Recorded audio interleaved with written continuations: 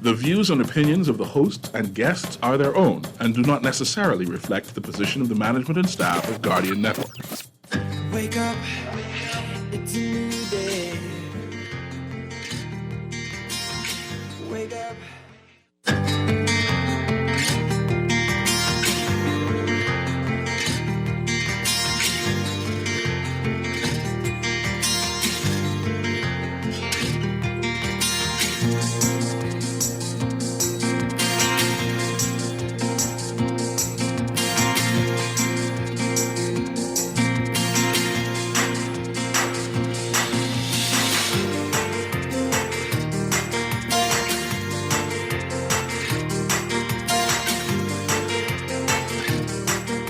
Good morning. Russians have nearly $3 billion in assets in the Bahamas. Data limited to offshore banks and trust companies. The central bank says it's now canvassing commercial banks. Attorney General Ryan Pinder says the government will proceed with an appeal of a citizenship ruling. And in our discussion today, we are talking about your health, colon health.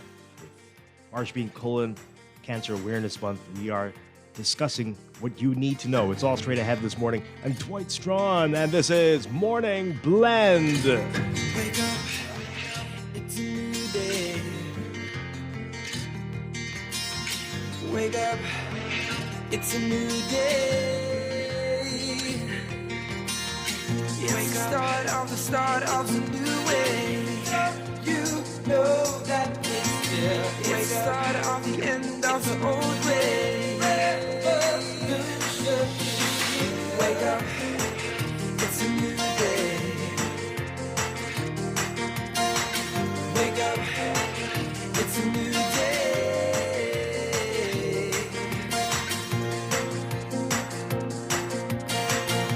Good morning again, Bahamas. It is Monday, March 21st, 2022. This is Morning Blend on Guardian Radio 96.9. Again, I'm Dwight Strachan. In a moment, Pamela Musgrove will be joining us. Also this morning, we'll get some details about an upcoming open house for St. Andrew's School. And later in Morning Blend Business, lots of talk about it, the royal visit of William and Kate and the controversy. We'll talk about that and to get some details about what is going to be happening during their trip to the Bahamas. It's all straight ahead, but first, it's time for the overnight, the latest breaking news from while we're sleeping, and the top national and international headlines this morning.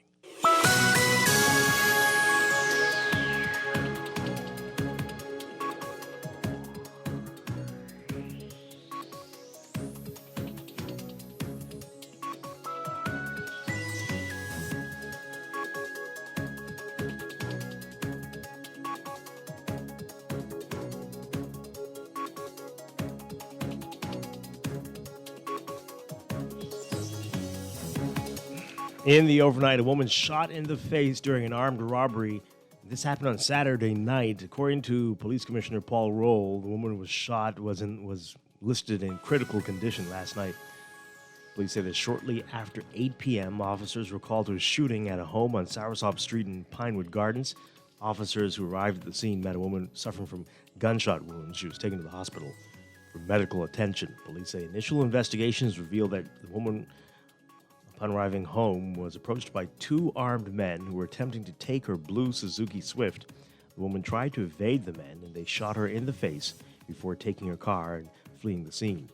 Commissioner Roll says that police had no one in custody up to yesterday, but they believe the incident is connected with other similar ones.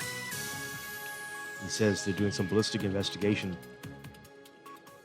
As he revealed the 2022 crime stats just a few weeks ago, Roll spoke about concerns over armed robberies on New Providence. In particular, he warned individuals to be careful when returning home, and to take caution to ensure they are not being followed. He noted that in multiple incidents, people were approached by armed gunmen just after getting out of their vehicles after returning home.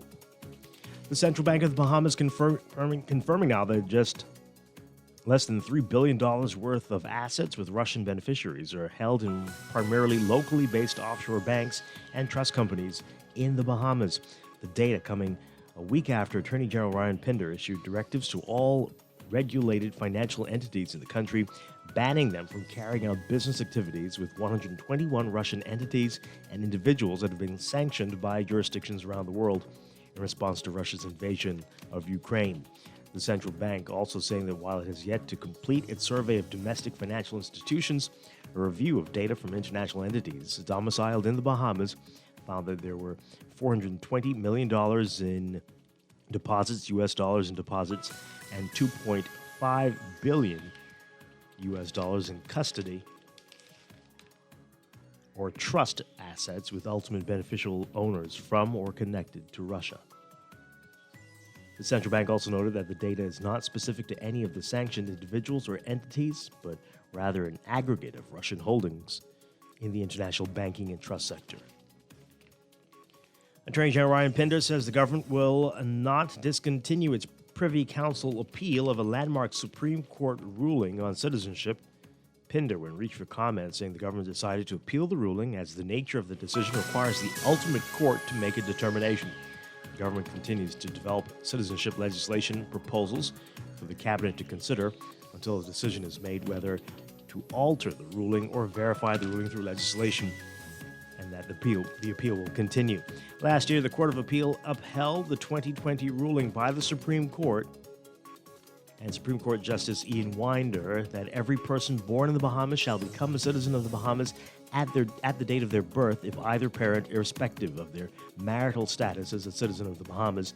Winder's ruling allows children born out of wedlock to Bahamian men and foreign women in the country to be entitled to citizenship from birth.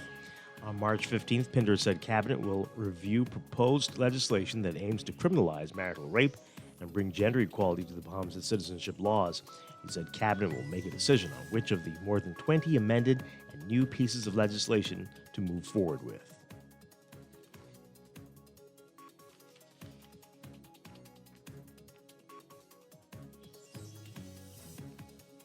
A man who live-streamed himself shooting at a home of a suspect in his brother's murder remanded to prison. London Ramming was not required to enter a plea to charges of attempted murder and possession of a firearm with intent to endanger life when he made his initial appearance before Senior Magistrate Carolyn Vogt Evans on Friday.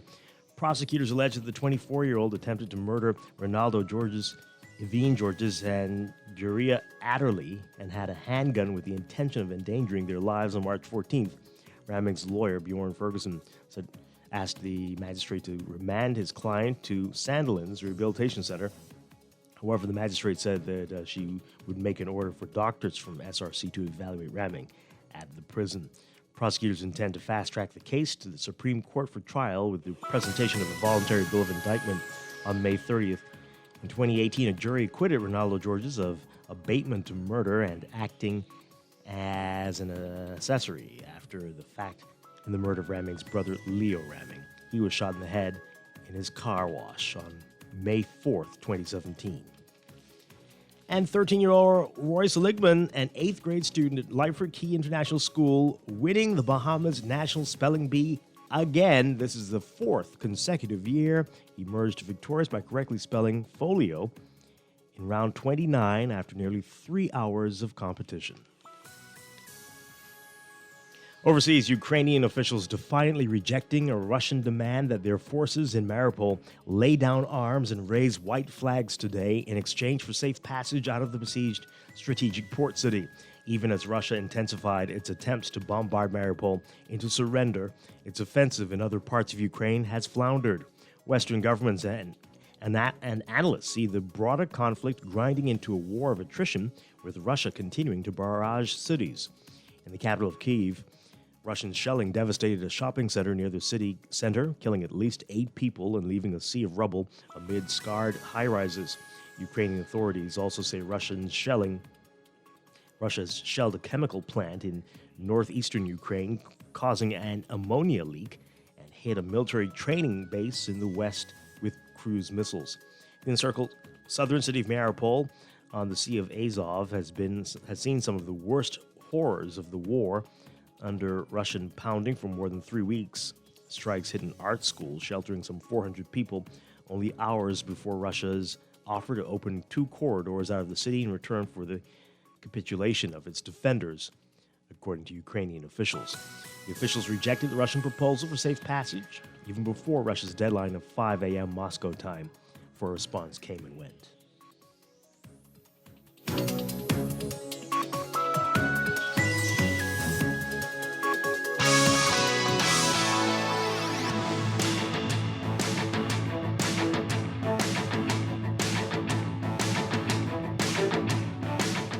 In sports, the Bahamas finishing as the top Caribbean nation in the medal standings of the World Indoor Championships. Shauna Miller-Weibo finally has a world title to go along with her Olympic title, and Devin Charlton finally has that elusive world medal. The duo leading a small but mighty team for the Bahamas in the World Athletic Indoor Championships in Belgrade, Serbia, giving the country two top three finishes at the world's biggest indoor meet for athletics. The gold and silver enabled the Bahamas to finish in a six-way tie for sixth in the medal standing, the top Caribbean nation, trailing just Ethiopia, United States, Belgium, Switzerland, and Sweden. On the placing chart, the Bahamas finished in a tie for 19th with 15 points. Miller-Weibo has been chasing a world title for some time to go along with her Olympic success, and 9 years into a senior career, she finally breaks through. She got to an early lead in the women's 400 meters, powering to the front at the end of the first lap of the 200-meter track inside the arena, pulling away from the field in the final 200 meters and cruising to the tape. Miller-Weibo winning comfortably, a season's best 50.31 seconds, just a tenth of a second off her national record and area record time. Devin Charlton winning the silver medal in the women's 60 meters hurdles. She ran a time of 7.81 seconds, matching the national record time she ran in the semis. And after 1 year hiatus due to the threat of COVID, the Government Secondary Schools Sports Association, the GSSSA, and the BAISS, the Bahamas Association of Independent Secondary Schools, wrapping up track and field meets over the weekend. Individually, in terms of stand-up performances, the St. John's College Giants' Keshawn Strawn was spectacular, breaking his own national record in the javelin throw and turning in the number one throw in the world in the under-20 boys division as the device traveled nearly 80 meters. You can read more about this in today's Guardian Sports section. From NCAA March Madness action, Mike Brzezinski's farewell tour was close to being over, but Duke trailed Michigan State 70-65 with 5:10 left to play Sunday, and there was next to nothing he couldn't do about it. But things turned around, and Duke responded with a 20-6 run and still have one last run in them for the NCAA tournament as we get closer to the Sweet 16. That's sports, and that's the overnight. Time for your first look at weather.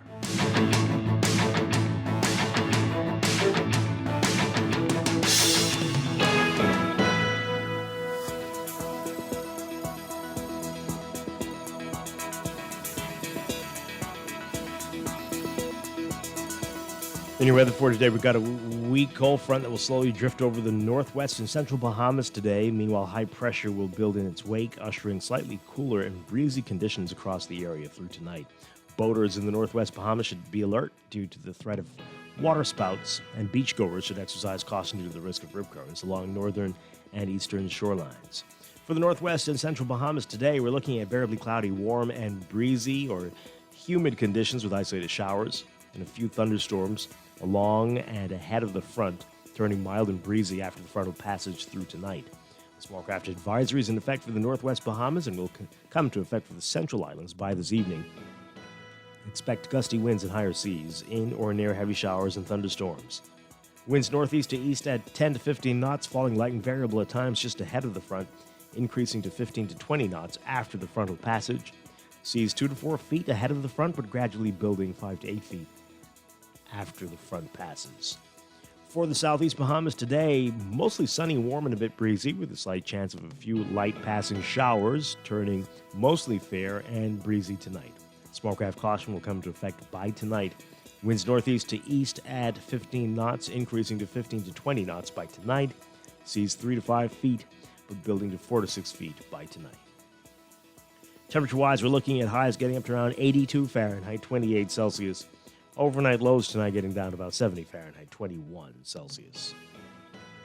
That's your first look at weather this morning. We'll have your extended outlook coming up after traffic in just a bit. Wake up, it's a new day. Wake up, it's a new day. It's time for a break, but when we come back, we're discussing today's top stories right here on Morning Blend on Guardian Radio 96.9, your home for fresh news and smart talk all day. Wake up, it's a new day. Technology serves to make our lives better, so why not your business too? At Custom Computers, we've been maintaining our knowledge and relationships with top tech companies since 1987 and carry only the most trusted brands like Apple, Microsoft, HP, and more. No company has helped more businesses build reliable IT systems than Custom Computers. You name it, we've done it. Call 396-1101 to talk to any of our business experts. Find trust in your tech. Count on Custom Computers. Screws and Fasteners World, Balfour Avenue and Palm Beach Street, has those hard-to-find fasteners for you right now. You can find stainless steel regular hex, carriage bolts, galvanized bolts, threaded rods, nails, self-tap screws, sex bolts, anchor bolts, turnbuckles, masonry tools, hand tools, and weed whacker strings. Check out the rope selection and car body fasteners, too. Special orders are welcome. It's your #1 fastener store. Screws and Fasteners World, Balfour Avenue and Palm Beach Streets. Call 326-1976. Tired of banks forcing you to use technology to bank the way they want you to? Your convenience is important. So no matter what your banking needs, Commonwealth Bank's friendly staff are always available in branch for that personal one-on-one service. But when you choose technology, our online and mobile banking app offers you state-of-the-art functionality. The choice is yours. Commonwealth Bank. Bank the way you want. One thing there is no debate about is that BTC has the best rates. Now, the best rates just got better because you pay half the price of the other guys with your BTC home internet and mobile services combined. Switching to BTC is a no-brainer because I pay less with BTC and get super fast internet with speeds up to 600 megs. The other guys, their internet only go up to 105 megs. Get all the internet you want at half the price when you bundle your home internet and mobile. Visit a BTC store to make the switch today. Conditions apply. When you're hunting for your first home, it can feel like a lot. With RBC by your side, your home owning journey can be stress-free. An RBC mobile mortgage specialist will meet you almost anywhere, and you'll benefit from flexible repayment terms, lower upfront costs, and cashback where it matters. Pre-qualify to see what you can afford. Start at rbc.com/Caribbean/mortgages. Limited time offer. Screws and Fasteners World, Balfour Avenue and Palm Beach Street, has those hard-to-find fasteners for you right now. You can find stainless steel regular hex, carriage bolts, galvanized bolts, threaded rods, nails, self-tap screws, sex bolts, anchor bolts, turnbuckles, masonry tools, hand tools, and weed whacker strings. Check out the rope selection and car body fasteners, too. Special orders are welcome. It's your #1 fastener store. Screws and Fasteners World, Balfour Avenue and Palm Beach Streets. Call 326-1976. Rent? Landlords? I am ready to build. Yes. Home ownership is a big deal, so move in merrily with CIBC First Caribbean. With your new mortgage, you'll get half off the appraisal cost, commitment fee, and more. Enjoy up to 95% financing and a homeowner benefits card to save at selected hardware, furniture, and appliance stores. We moved in. Merrily. Terms and conditions apply. Visit CIBCFCIB.com/move merrily for details. Wake up, it's a new day. Wake up, it's a new day. It's the start of a new way. You know that it's the start of the end of the old way. Wake up, it's a new day.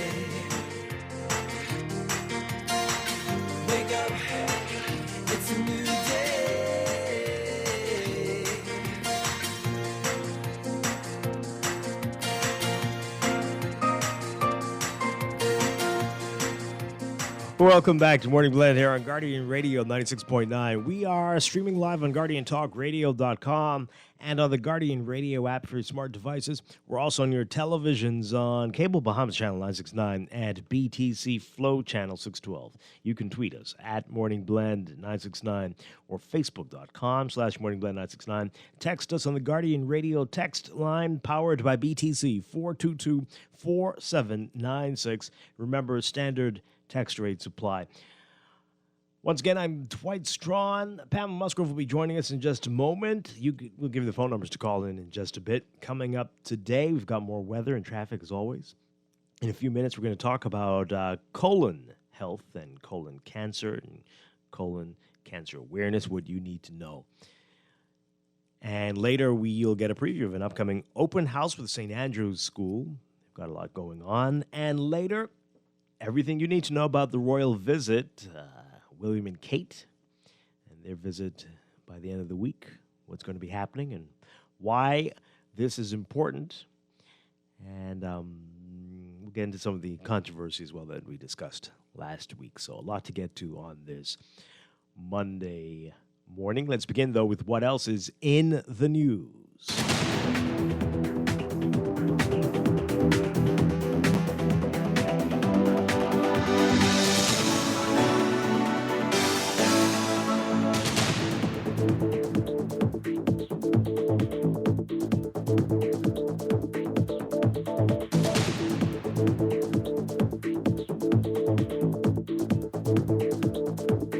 In the news, some of the good news, great news from sports over the weekend.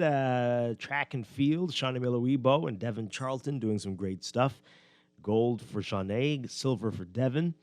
And the Bahamas really shining in the World Indoor Championships. Shawnee Miller-Weibo winning the gold in the women's 400 meters indoor. And doing very well in a time of 50.31. That's season's best, just a tenth of a second off her national and area record time. And then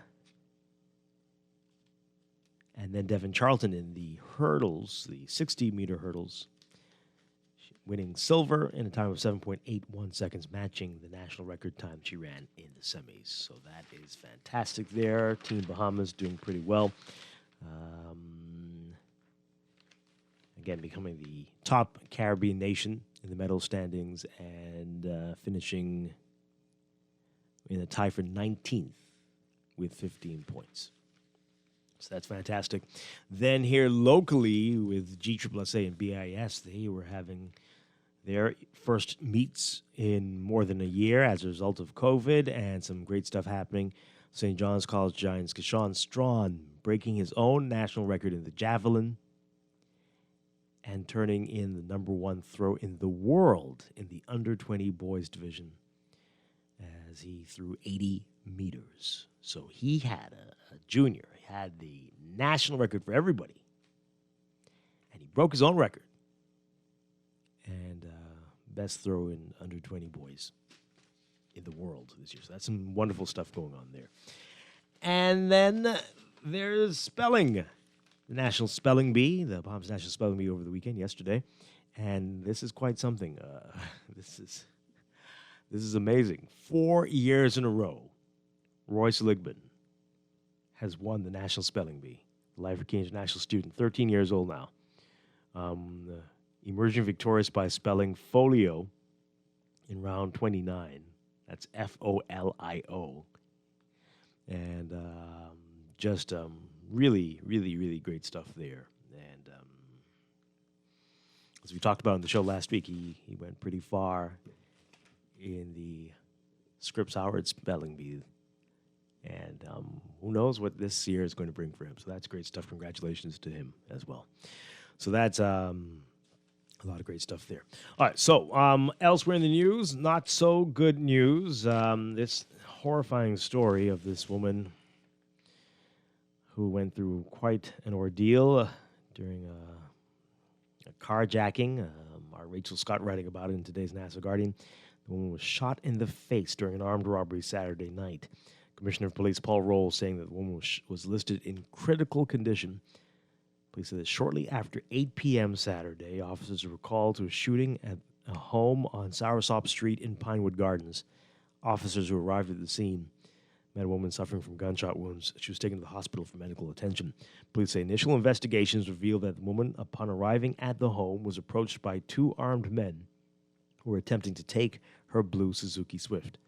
The woman tried to evade the men, and they shot her in the face before taking the car and fleeing the scene. Commissioner Rolls says that they don't have anyone in custody as yet, but they do believe the incident is connected with other similar ones. And they haven't found the perpetrators, but they're doing some ballistic investigations. Just a few weeks ago, in the 2021 crime statistics, Commissioner Rolls spoke about concerns over armed robberies in New Providence, warning individuals to be careful when returning home and to make sure that they weren't being followed. He noted at the time that in multiple incidents, people were approached by armed gunmen just after exiting their vehicles after returning home. So this is scary. This is scary. So let's pray for this woman. Hopefully she is going to be okay, but this is shot in the face. Wow. And this got a lot of attention a few weeks ago. The man who live streamed himself shooting at the home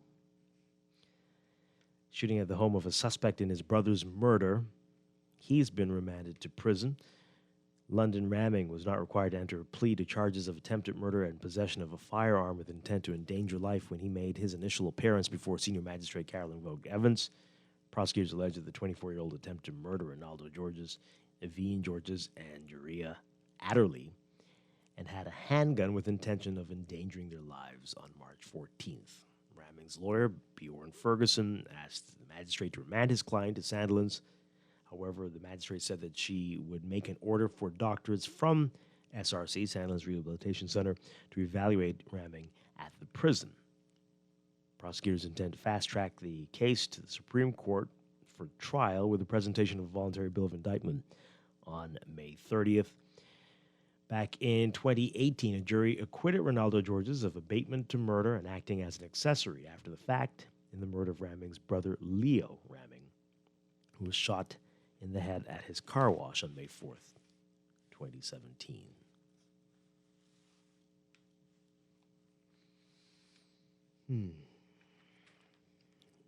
Evaluation. Yeah, well, maybe. Oh, yeah. Wow. All right, so the big headline in the NASA Guardian today, Russians have nearly $3 billion in assets in the Bahamas. Our Paige McCartney writing about this. The Central Bank of the Bahamas confirming that just less than $3 billion worth of assets with Russian beneficiaries are held in primarily locally based offshore banks and trust companies in the Bahamas.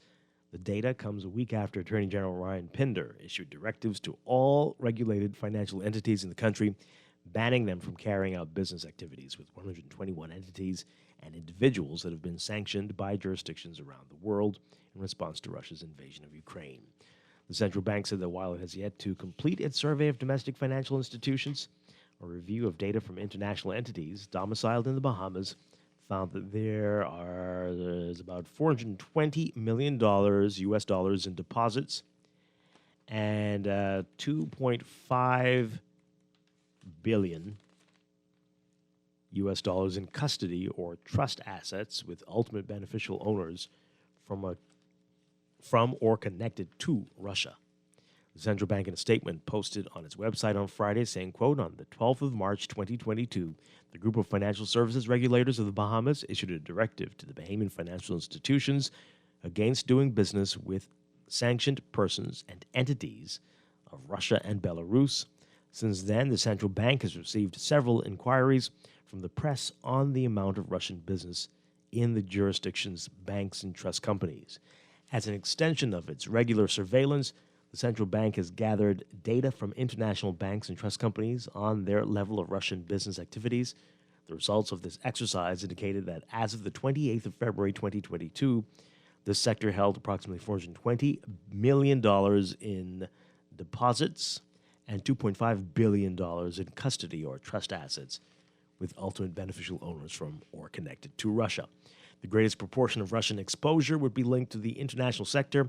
However, the central bank is currently canvassing domestic financial institutions, that is, the commercial banks, money transmission business, and electronic money service providers to ascertain any level of exposure within those sectors.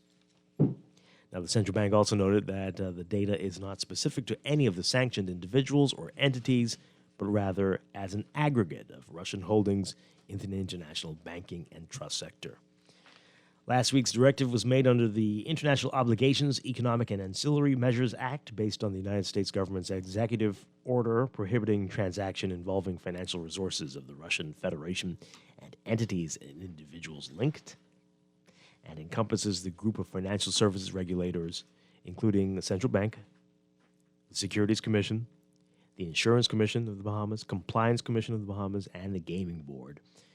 And the Bahamas has taken a stance with its closest allies in the U.S. and European Union, who have urged that countries take decisive and broad-stroke actions in condemnation of the war in Ukraine.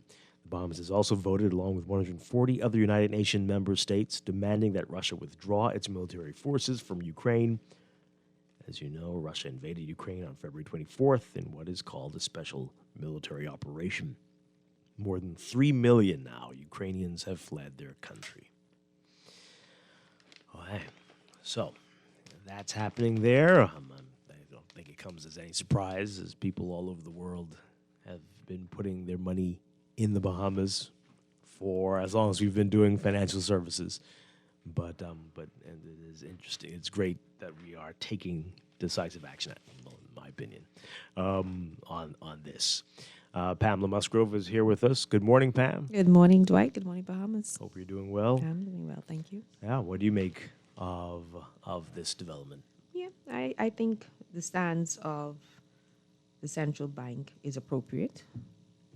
Like you mentioned, we're an offshore center, and people all over the world invest their monies in these offshore banks. And the sanction is placed on these 121 Russian entities and individuals, and we have to follow suit. Yeah. Mm-hmm. That's just how it That's is. as simple as that. Yeah. Let's see what you have to say. 323-6232, 325-4316, 325-4259. Tweet us, Facebook us, text us, 422-4796. Caller, good morning. You're on the air. Good morning, Glenn. How are you? Doing well. Wonderful. I just called in to give kudos to Shawnee Miller, Ibu. She represented our country for the past couple of years very well. And she deserves great hurrah, And also, too, that the young man that is a Bahamian, he's 13 years old. He's won that prize for 4 straight years, and he must be encouraged. Whether he's from Abaco, Grand Bahama, Snug Corner, or even Devil's Point, okay? He is a Bahamian, and I give kudos to him, standing firm, and to go forward and win that championship, okay? So, all the best to him, and as Bahamians, we must stand behind them, lifting up our country.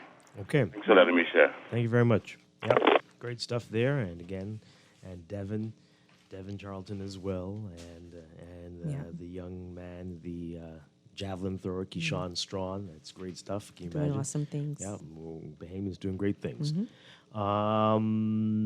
Let's get to some of your text messages. I want to move on to what the Attorney General is saying as well. This text here. Oh, boy. Okay. This texter says, Paul Roll, the Commissioner of Police, knows our police are useless when it comes to preventing crime. Their focus is crime punishment. I swear they need to just let citizens arm themselves if they can't protect us. That's a very foolish text. I got to say, I'm sorry, but to start off with saying that to you, who can prevent? Who can prevent the crimes? That's not what the police are there for. That means they have to guard each one of us or something like that. That's not what they're there for. They are there to solve and to arrest and detain the people who have committed the crimes. So useless is a very strong word, and clearly you don't understand how things work. But arming themselves, I don't know if that would have made any difference in this situation, unfortunately. Or fortunately, I don't know. But I don't know if it would have made... in the food stores, gas station with our piece on us. Just waiting for someone to say something to us that we don't say the like. wrong thing. Right? We had a whole show on this last week, but I think that's unfair to say that about the police. Now, whether they are doing what they should be doing in order to solve crimes, we can talk about that. But to prevent, we need to change our mindset and to figure out what's going on in this country to prevent that. And we don't seem to be too interested. We just want the Band-Aid approach. And in this regard, arming people would be the Band-Aid approach. And a lot of Band-Aids will be needed after you arm the people. I mean, we do have a problem. We do have a problem. We have a big problem. With crime. You know, I was looking at some numbers last evening, and they have murder per 100K population. That's the benchmark that the world used to assess how serious the homicide situation is in a country. And the statistics started from 1990. We were like, in 1991 was the lowest, 10.73. I rounded up to 11. 11 murders per 100,000. That was when we were doing well. So you just multiply that. I don't know if you had 300,000 people, and that's what we were having. Yeah. To where we are in 2017. Yep. To 31.96, which is 32 per 100,000. As I say, that's conflict zone type numbers. Yes. It's so a we do crisis. have a problem. It is a crisis. And I think Assistant Superintendent Hannah or Superintendent Hannah, in some communication he had or presentation with University of the Bahamas, he said the media is hyping the murder situation. No, the media is not hyping Absolutely the murder not. situation. Especially when you hear something like this, a woman coming home and getting shot in the face, the media is not doing that. Yeah. And see, if we think that this is just a group of guys who are amongst themselves wreaking havoc, I think we're mistaken, because it's going to spill over. And it doesn't matter where you are in this country, eventually, you know, if we don't clamp down on this, this is gonna be a problem. Yeah, absolutely. It's already a problem. It's already a big problem. A big problem. And it's just getting worse. So, you know, successive administrations over that period have come in and say, oh, we have a handle on it. Crime is down, murder is down. But we went from a low of 10.73. And another thing I discovered, when you compare us to the world, it's outrageous. we are awful. Yeah. I mean, you have countries like, Singapore, 0.19 per 100,000. You have countries like Greece, 0.81. Pam, last week we were talking about it, and I asked people, I didn't get a chance to read them, but the very racist things that people said why we are so different from Iceland. So Bahamians have a very low opinion of themselves. But Iceland, similar population, just a few, a little bit smaller than the Bahamas in terms of population. But, they have like about 2 murders every 3 years or something like that. What's that all about?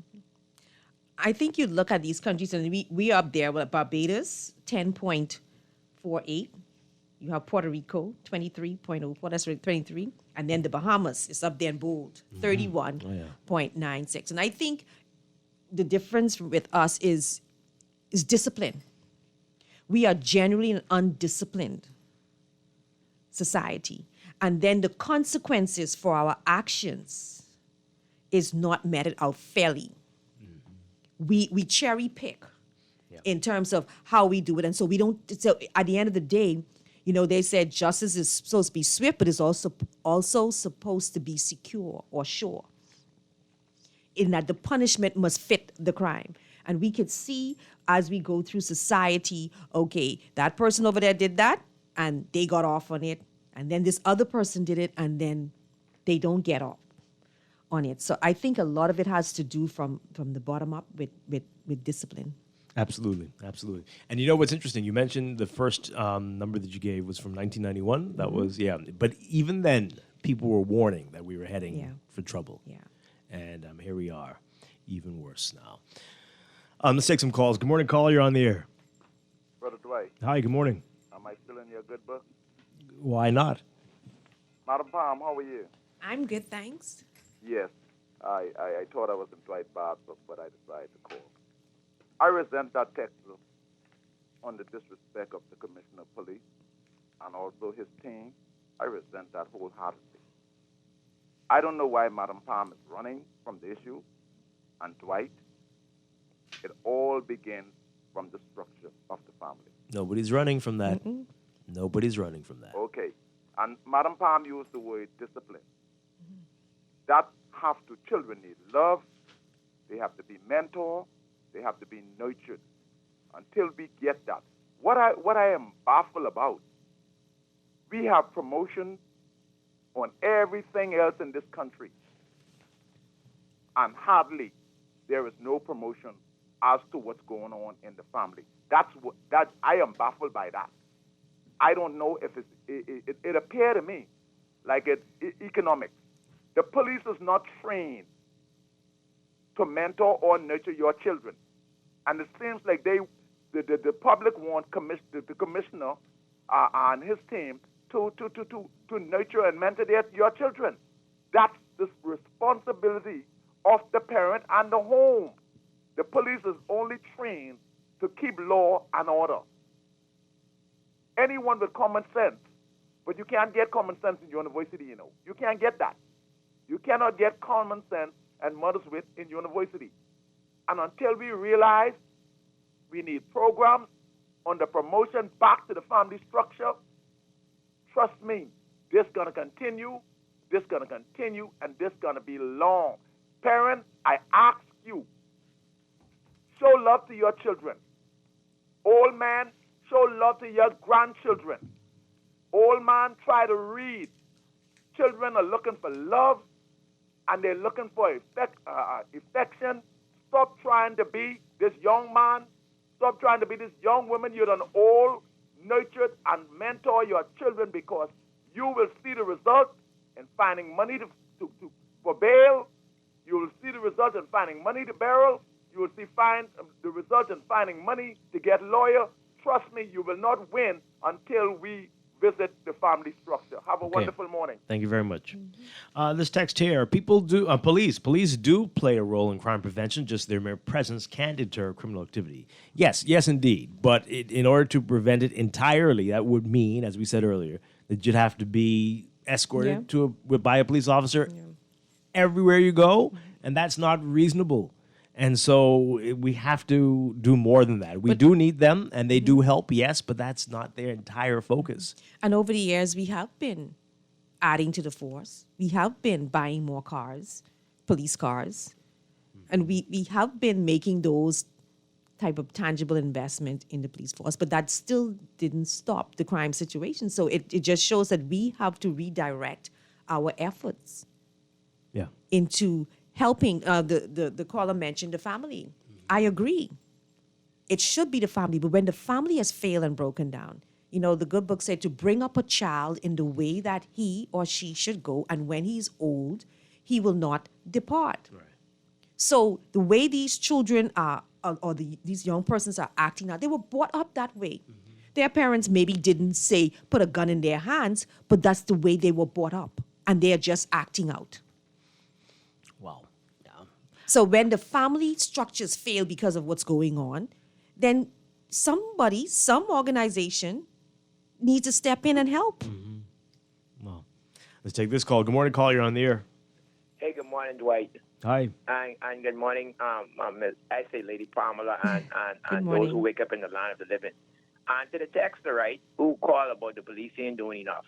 Listen, what is so amazing is that they will text, but they don't have the nerve or the you know, whatever to call to voice their opinion. Anybody can get 30 cents and write to you. But I say that to say this, Dwight. The police don't sleep in my house, you know. The police don't sleep in your house, you know. The police, I assume they don't sleep in none of y'all house. I assume so. They don't sleep through my corner, you know. The same people, Dwight, and I keep telling you with your guests, whoever come on these talk shows, these people is text your talk show and call. And they have their family, in some incidents, doing all kind of foolishness, you know. They will listen to persons like me and the gentleman who call and trying to contribute something positive, and knowing that they family get the weapons in the house, knowing they family get the drugs in their house, but they will complain with the police. But what's so funny about it is that when the police take charge, you hear them come on TV, oh, the police do this to my child. Oh, the police kicked down my door. Oh, the police harassing me. You can't please some people in this country. And in this country, you're looking, you know what some of these Bahamian people looking for, Mr. Strachan and Ms. Pamela? A babysitter. All right? The police ain't the babysitter. The church, the school teachers ain't the babysitter. You know, I heard in a conversation yesterday, right? The person in here be listening. The lady was saying, oh, I'm so happy and I thank God face-to-face learning. My children can go to school now. Thank God. I can have freedom. That's the mindset of some people in this country. You understand what I'm saying? It's the mind setting. And until, to me, Dwight, I tell you, I basically give up. Because the police can only do so much. And Miami, people know, Dwight, that's what has hurt me when you talk about these things. These people know what their family doing, Mr. Strachan. Yeah. Yeah, it's crazy. Thank you so much. Oh, boy. People do indeed know. People do know. Let's take another call. Good morning, caller. You're on the air. Hey, good morning, Dwight. Hi, good morning. Hey, Dwight. I believe COVID was a crisis, right? Okay, yes. Right? Indeed. Yes, sir. Well, I'm not seeing from our country, right? Because somebody had to come and tell us COVID was the crisis. So I believe we are waiting for somebody to come and tell us that our crime problem we have in this country is a crisis. Because what I seeing is being treated like an industry rather than a crisis. Wow. Right? Because if it was a crisis on the level of any crisis we've seen before, right? Then why haven't we yet to see any type of leadership taking the mantle to try to curb this crisis of crime in the country? You can't see no trace of it, right? And it's also becoming a political football because, you know, every time somebody dies in this country, you know, and like you know, just going on 10 years, you hear the same stories over and over and over and over.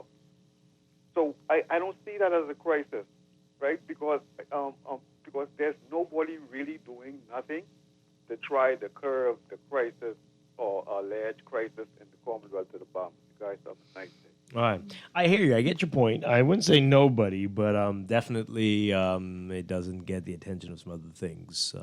It's still this mentality of that's them, right? I think it has to be more coordinated.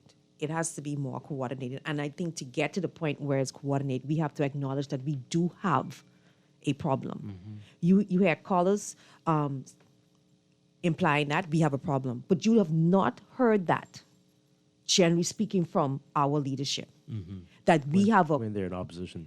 We have a crime problem. time. But even when they complain about it, they don't present anything to address it. And what we need are social programs to try to curb the mindset of at-risk persons. Yeah. All of these guys that are being murdered and shot down, you always hear they have 2, 3, 4 children, right? Who is going to look after those children? Who is going to influence those children's lives? Who is going to ensure that those children do not go in the path of their parent? Yeah. Wow. We've got a lot of calls coming in. We're running out of time, but let's take them really quickly. Good morning, caller. You're on the air. Yes, good morning, Glenn. Hi. Good morning. Yeah, suppose we do this. Now, we know that Facebook has about 5,200 data points. Once you commit a crime, and I know there's this law that protects your privacy with Facebook, but could we make an arrangement with not Facebook, but all the data points that use phones and all the others, that if you commit a crime, then your access to freedom to communicate is somewhat diminished because we're going to listen and monitor you. I'm sure this would put a dampen on it. What do you think?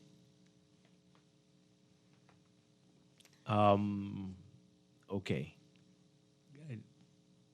No, I don't think you just start a new account.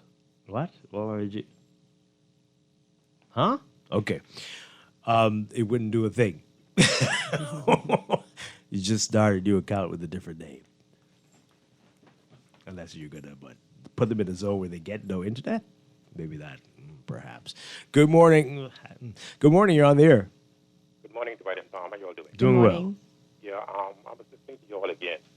Dwight, let's be fair to the Chief Superintendent, Hannah. He would have said, he did a lot of research in his area, and he's privy to the information based on his work in the Research and Planning Unit on the Royal Bahamas Police Force. But he did state it. He did state it that the media kind of sensationalize or feminize certain things. But he doubled down and he pointed out 2 areas of concentration. He did point out women and girls. We have a big alarm. So let's be fair to him. Don't just discredit everything that he said. If you're in the media, so quote the gentleman correctly. Now, we have had scores of men being murdered, brutally murdered over the years, thousands. But yet, we don't get the type of outcry that he was trying to see when a woman or a girl is murdered. All right, we're not going to have this conversation today. This is ridiculous. Let's stop. Come on now. I don't know what's happening. Come on, man. First of all, the first part is absolute nonsense. But seriously, a child getting killed? You think I should just be brushed under the rug? Yeah? Why is that the focus of your discussion?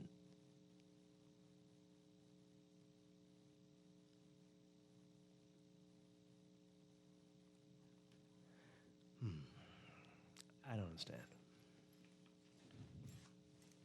That's part of the problem right there. That's part of the problem right there. Not trying to justify where we are rather than just doubling down and agreeing that we have a problem. We have a problem.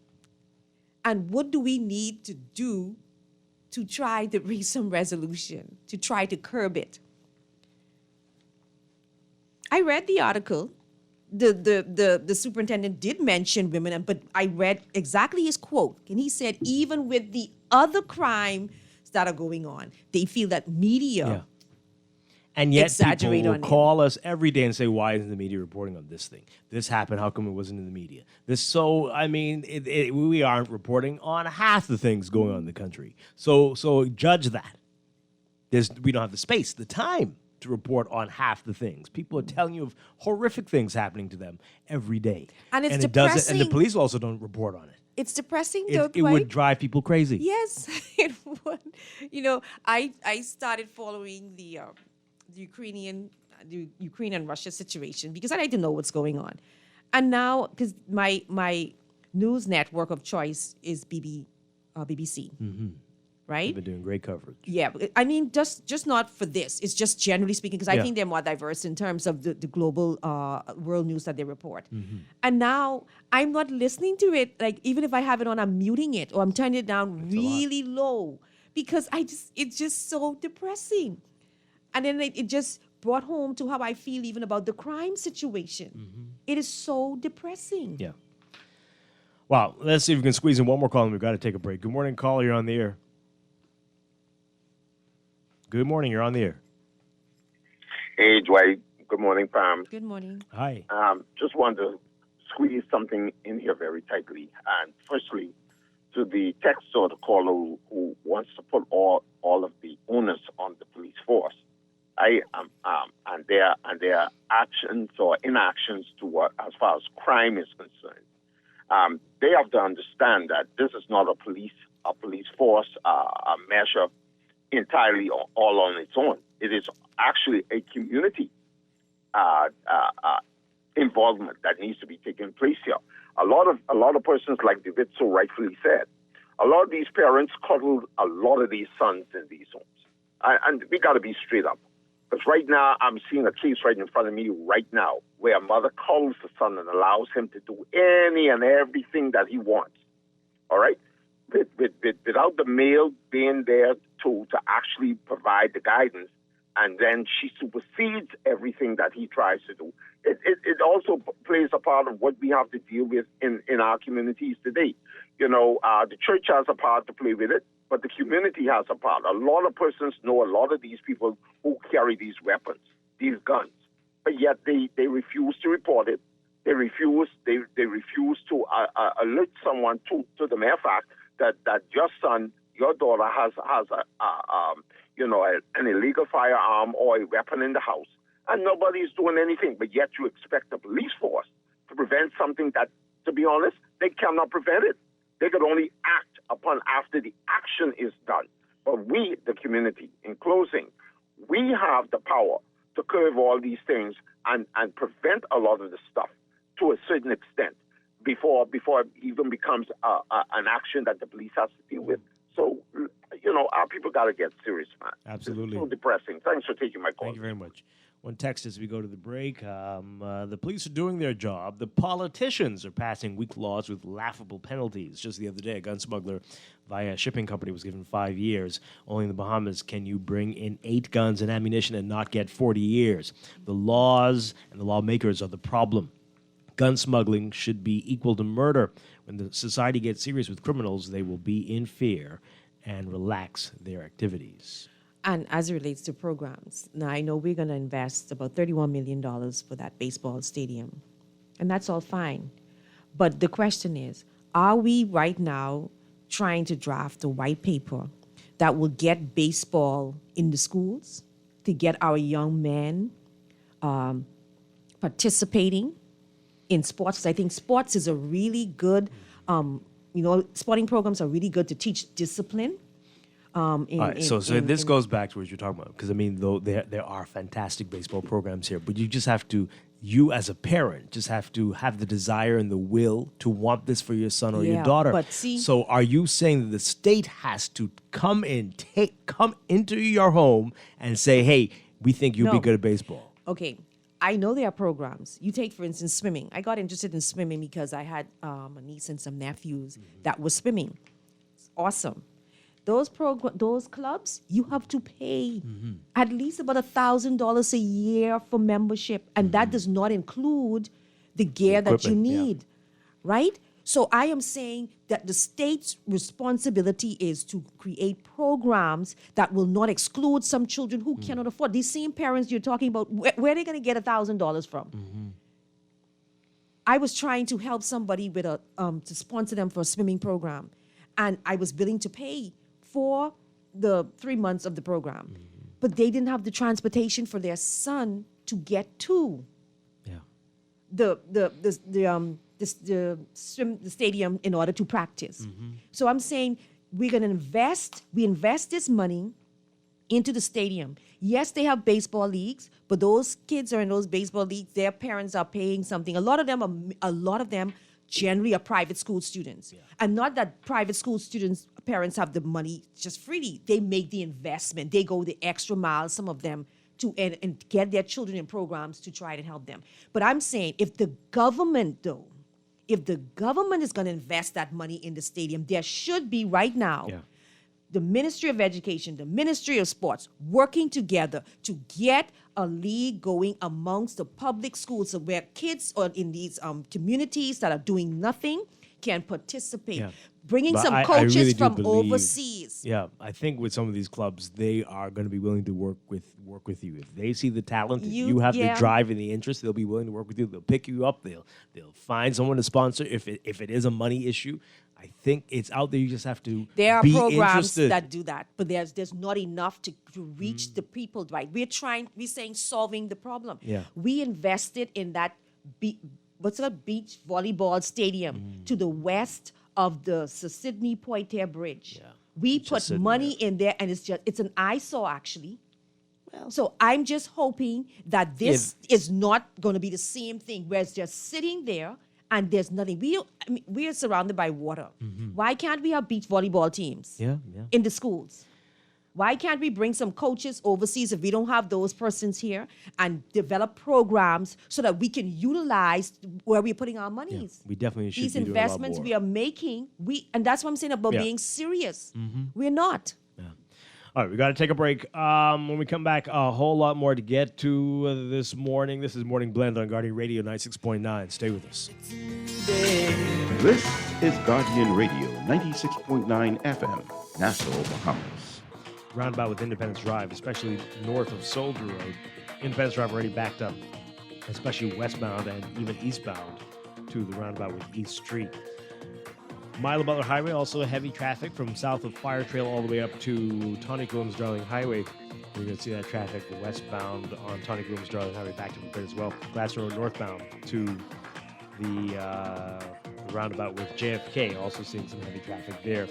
Eastern Road and Prince Charles Drive westbound, you're going to be seeing traffic and long line for Soldier Road north of Robinson Road, the intersection there, on the way to the intersection with Wolf, Bernard, and Village. That's your real-time traffic and your Morning Blend traffic alert brought to you by RBC Royal Bank.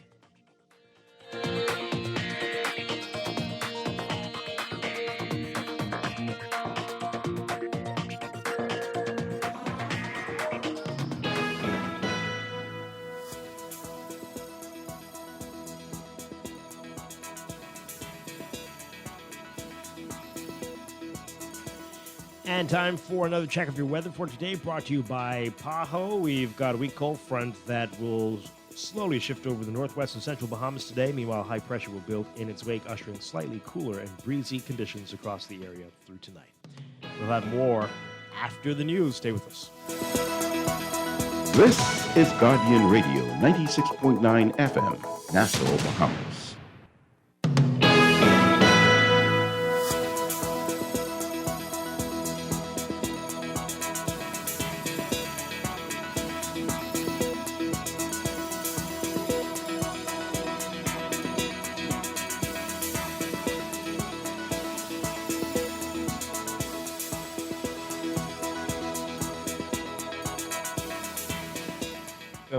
Welcome back to Morning Blend here on Guardian Radio 96.9. We are streaming live on GuardianTalkRadio.com and on the Guardian Radio app for smart devices. We're also on your televisions on Cable Bahamas Channel 969 and BTC Flow Channel 612. You can tweet us at Morning Blend 969 or Facebook.com/MorningBlend969. Text us on the Guardian Radio text line powered by BTC 422-4796.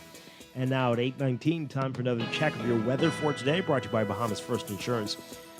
We've got a weak cold front that will slowly drift over the northwest and central Bahamas today. Meanwhile, high pressure will build behind it, ushering slightly cooler and breezy conditions across the area. For today, for the northwest and central Bahamas, look for variably cloudy, warm, and humid conditions with isolated showers and a few thunderstorms ahead and along, turning mild and breezy after the frontal passage through tonight. Small craft advisory in effect for the northwest Bahamas and will come into effect for the central Bahamas by this evening. Expect gusty winds and higher seas in or near showers and thunderstorms.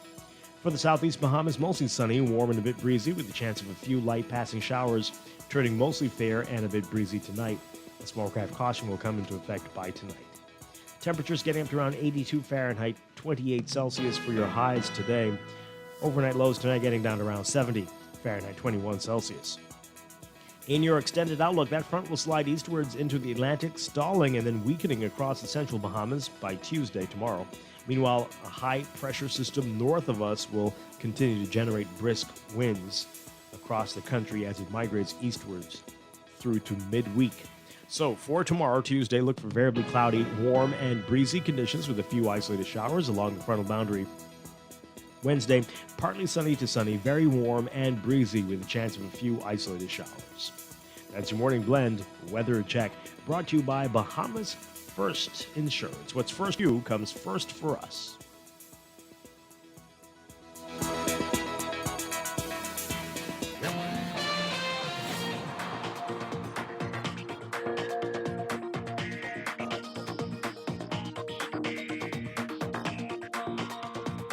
And we've got another check of your traffic for this morning at 8:21, brought to you by RBC Royal Bank.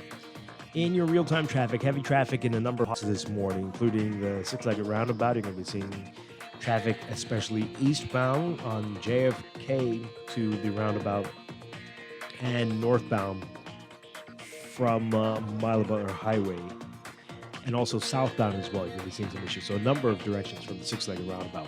further south, we've got heavy traffic on Mila Butler Highway from Fire Trail all the way up to the Tawny Glooms Darling Highway roundabout and backed up along Tawny Glooms Darling Highway, both directions at this hour.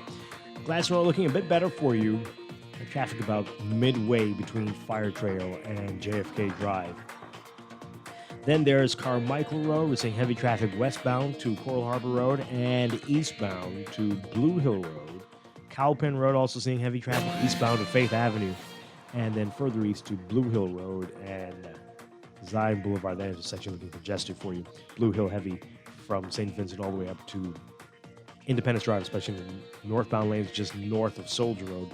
Independence Drive backed up mainly westbound, but also eastbound between the two roundabouts there, East Street and Blue Hill Road. Congested from Robinson all the way down to Soldier, mainly in the northbound lanes this morning. In eastern New Providence, you got Eastern Road, heavy traffic from San Souci all the way up to Johnson Road, mainly westbound. And then Prince Charles Drive at the major intersections and near Elizabeth Estates. And northbound on Fox Hill Road, Bernard westbound also seeing heavy traffic. And Soldier Road, Robinson Road, Prince Charles Drive, that intersection looking very congested for you this morning. And Soldier Road north up to the Village, Wolf, and Bernard Road intersection. Those are your hottest spots. That's your real-time traffic. Your Morning Blend Traffic Alert brought to you by RBC Royal Bank.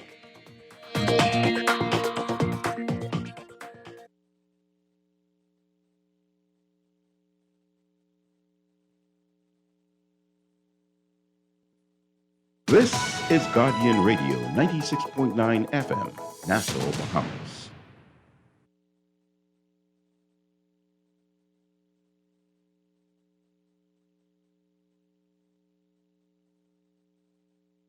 My father told me, lying on his bed of death, he said, boy, you see a woman, she's gonna make it, don't fool yourself.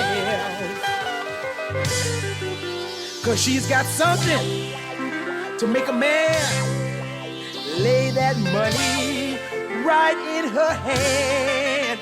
'Cause of everything that make them rich will make you poor. Well, I put her behind the wheel of a Ford Explorer. Yes, I did. Okay. Morning Blend here on Guardian Radio 96.9. Dwight Strachan along with Pamela Musgrove on this Monday morning. And we've been having a great conversation this morning, but we're changing gears to talk about Colorectal Cancer Awareness Month, which is this month, March. And here to guide us through this all, we're very pleased to welcome back to the show Dr. Marcus Cooper and Dr. Dwight Marshall. Gentlemen, great to have you with us as always. Welcome. Morning. Morning, Dwight. Good morning, Pam. Good morning. Hi, good morning. Always a pleasure. All right, Dr. Marcus Cooper, every March we talk with you and we get some frightening news about colorectal cancer and how serious this is. But let's talk about it. What we need to keep in mind, what we most need to remember when we think about this. So, Dwight, I'm listening to your show before the break, and we're talking about this crisis, this crime crisis. And the country has a lot of challenges. I don't know what criteria defines a crisis when a challenge kind of becomes a crisis. By no means is colon cancer a crisis. But we have this crime crisis. I think education is a crisis in our country. Our healthcare system was in a crisis during the pandemic because it was exposed for the lack of capacity and resources.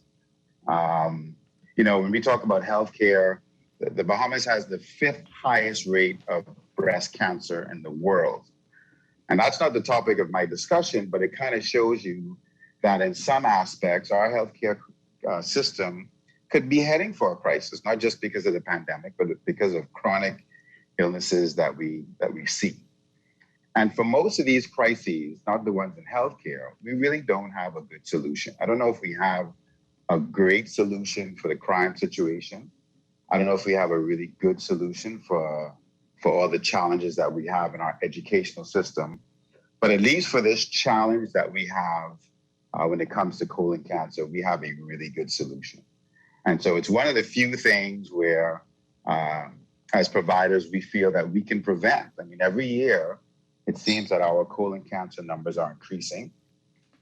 Bahamians are now more aware than ever, but still there are many people who are not aware about colon cancer screening. And this is a preventable disease. You This say is a every death that year does the not- numbers are increasing.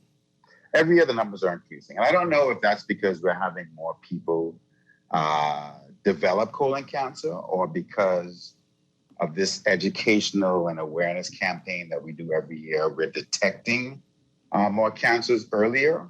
But yes, we're definitely seeing more and more colon cancers every year. So what are the primary causes for colon cancer?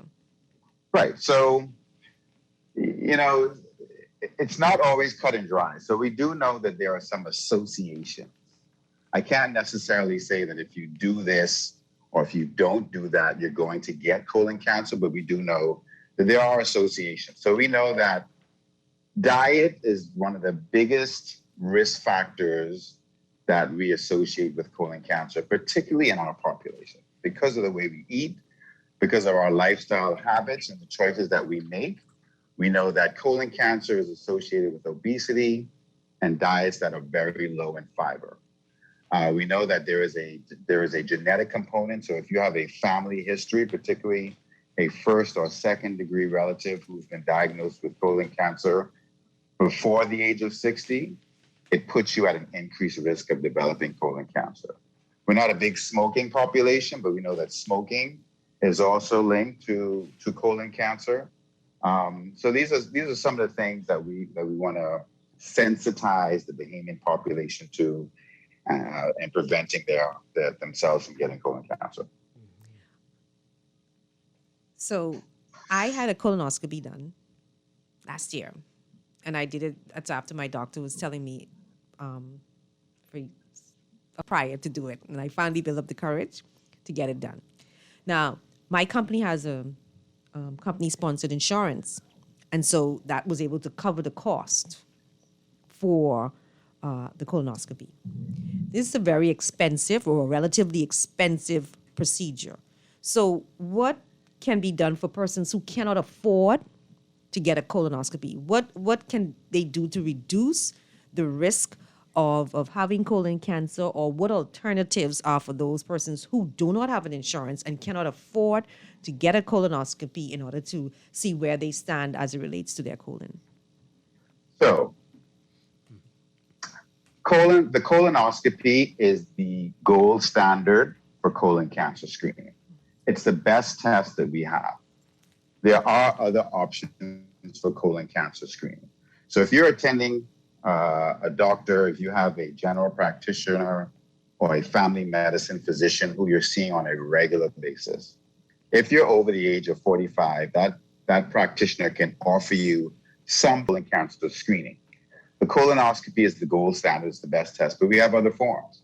The cheapest and simplest way to get colon cancer screening is something called a stool test. The stool test detects microscopic amounts of blood in your stool, blood that you can't see. We know that when polyps are like very small pimples in the colon, as they grow, they transform into colon cancer and they release microscopic amounts of blood in the stool. And these microscopic amounts of blood can be detected with the stool tests. And the recommendation is that you do this every year, or at least every other year. And this is a form of colon cancer screening which is cheap, it's effective. Globally, it's still found to be an effective form of colon cancer screening that everyone can get. And as a part, if you're registered with the National Health Insurance Authority, as a beneficiary of that, you are eligible for this test without any additional cost to you. That's great. So that is an option for colon cancer screening. If you're found to have a positive stool test, then you are then referred on to have, and this can be performed in the public setting. It's not free, of course, because there is some costs associated with the colonoscopy, even if you have it done at Princess Margaret Hospital, but it's not expensive as if you were getting it privately. Just how expensive is a colonoscopy? Depending on where you have it, this month, which is the month that we always reduce it, it's around $1,700. But if you're outside of this campaign, it can run you into a little over $2,000. Oh my. Okay. All right. Now, let me say this. Mm-hmm. It's an investment that you make once a decade. So when you have a colonoscopy, it's good for 7 to 10 years.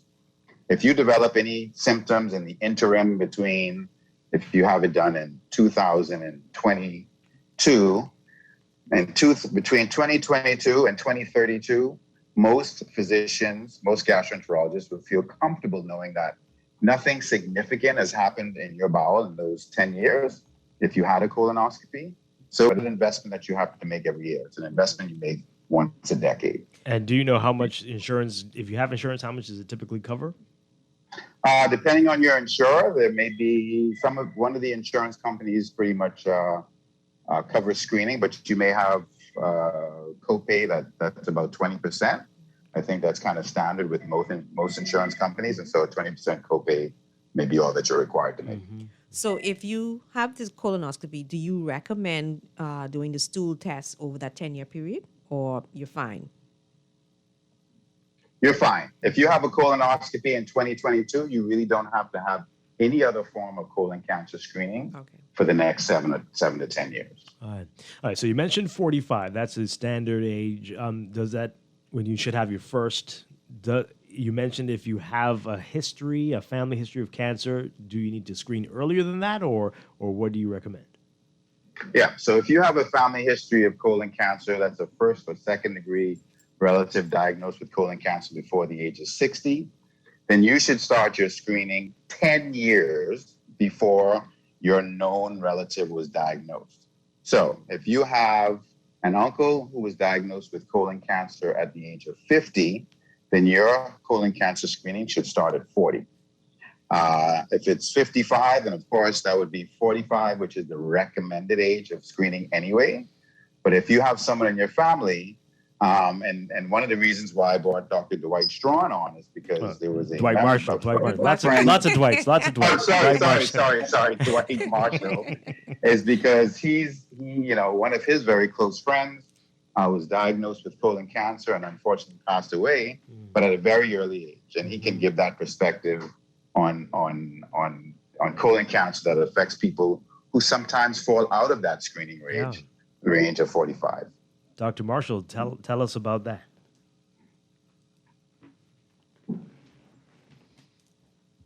Is his mic muted? Unmute your mic first, please, Dr. Marshall. Morning, sorry. Hi. All right. It's interesting that he brought up the case of somebody with a genetic predisposition to colorectal cancer, because that was the case for Philip Rami, very good friend. We coached together for the last 5 years, actually, flag football coach. And he was diagnosed at 38. Wow. And Phil he would never fit the profile of anybody that you would think would have colon cancer. For the people that know Phil, full of life, very big personality, very fit guy, played football, coached, a gym guy. If you looked at him, he's the picture of health. But he was diagnosed at 38. I think he was diagnosed around the end of July 2019. And it was a shock to everybody. I remember the day that we found out, because we were just talking like a couple of days before we'd won a championship and we were still celebrating. I got the news actually from one of our players, Dr. Ty Dorset, who works at the hospital. She called me and she was upset. And when she told me what they found, because, I'm thinking that's something that's transient, he's gonna be fine. Phil is a fighter, he's a, athlete, it can't be that. It was misdiagnosed in my mind. And once we found out, it was an eye opener, really, because you start to think about yourself. If somebody with Phil's physical conditioning and he was doing everything right to develop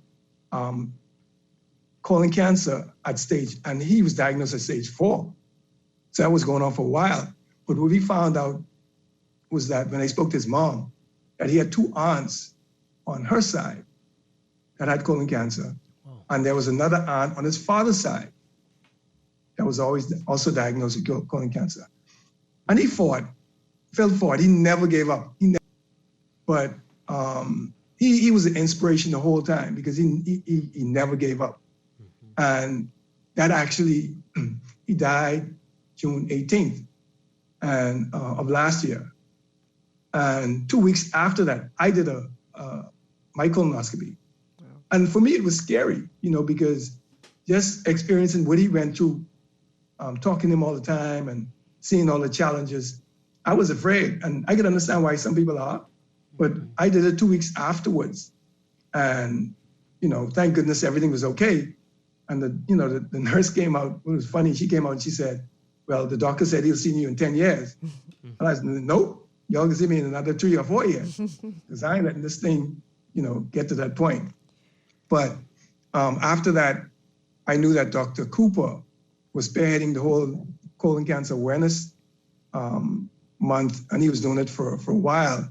So I approached him about partnering with him in this venture, and using Phil, got permission from his wife to tell his story and to speak to the people in that demographic about the importance of screenings and the importance of having the colonoscopy, because it's like Dr. Cooper said, it's preventable.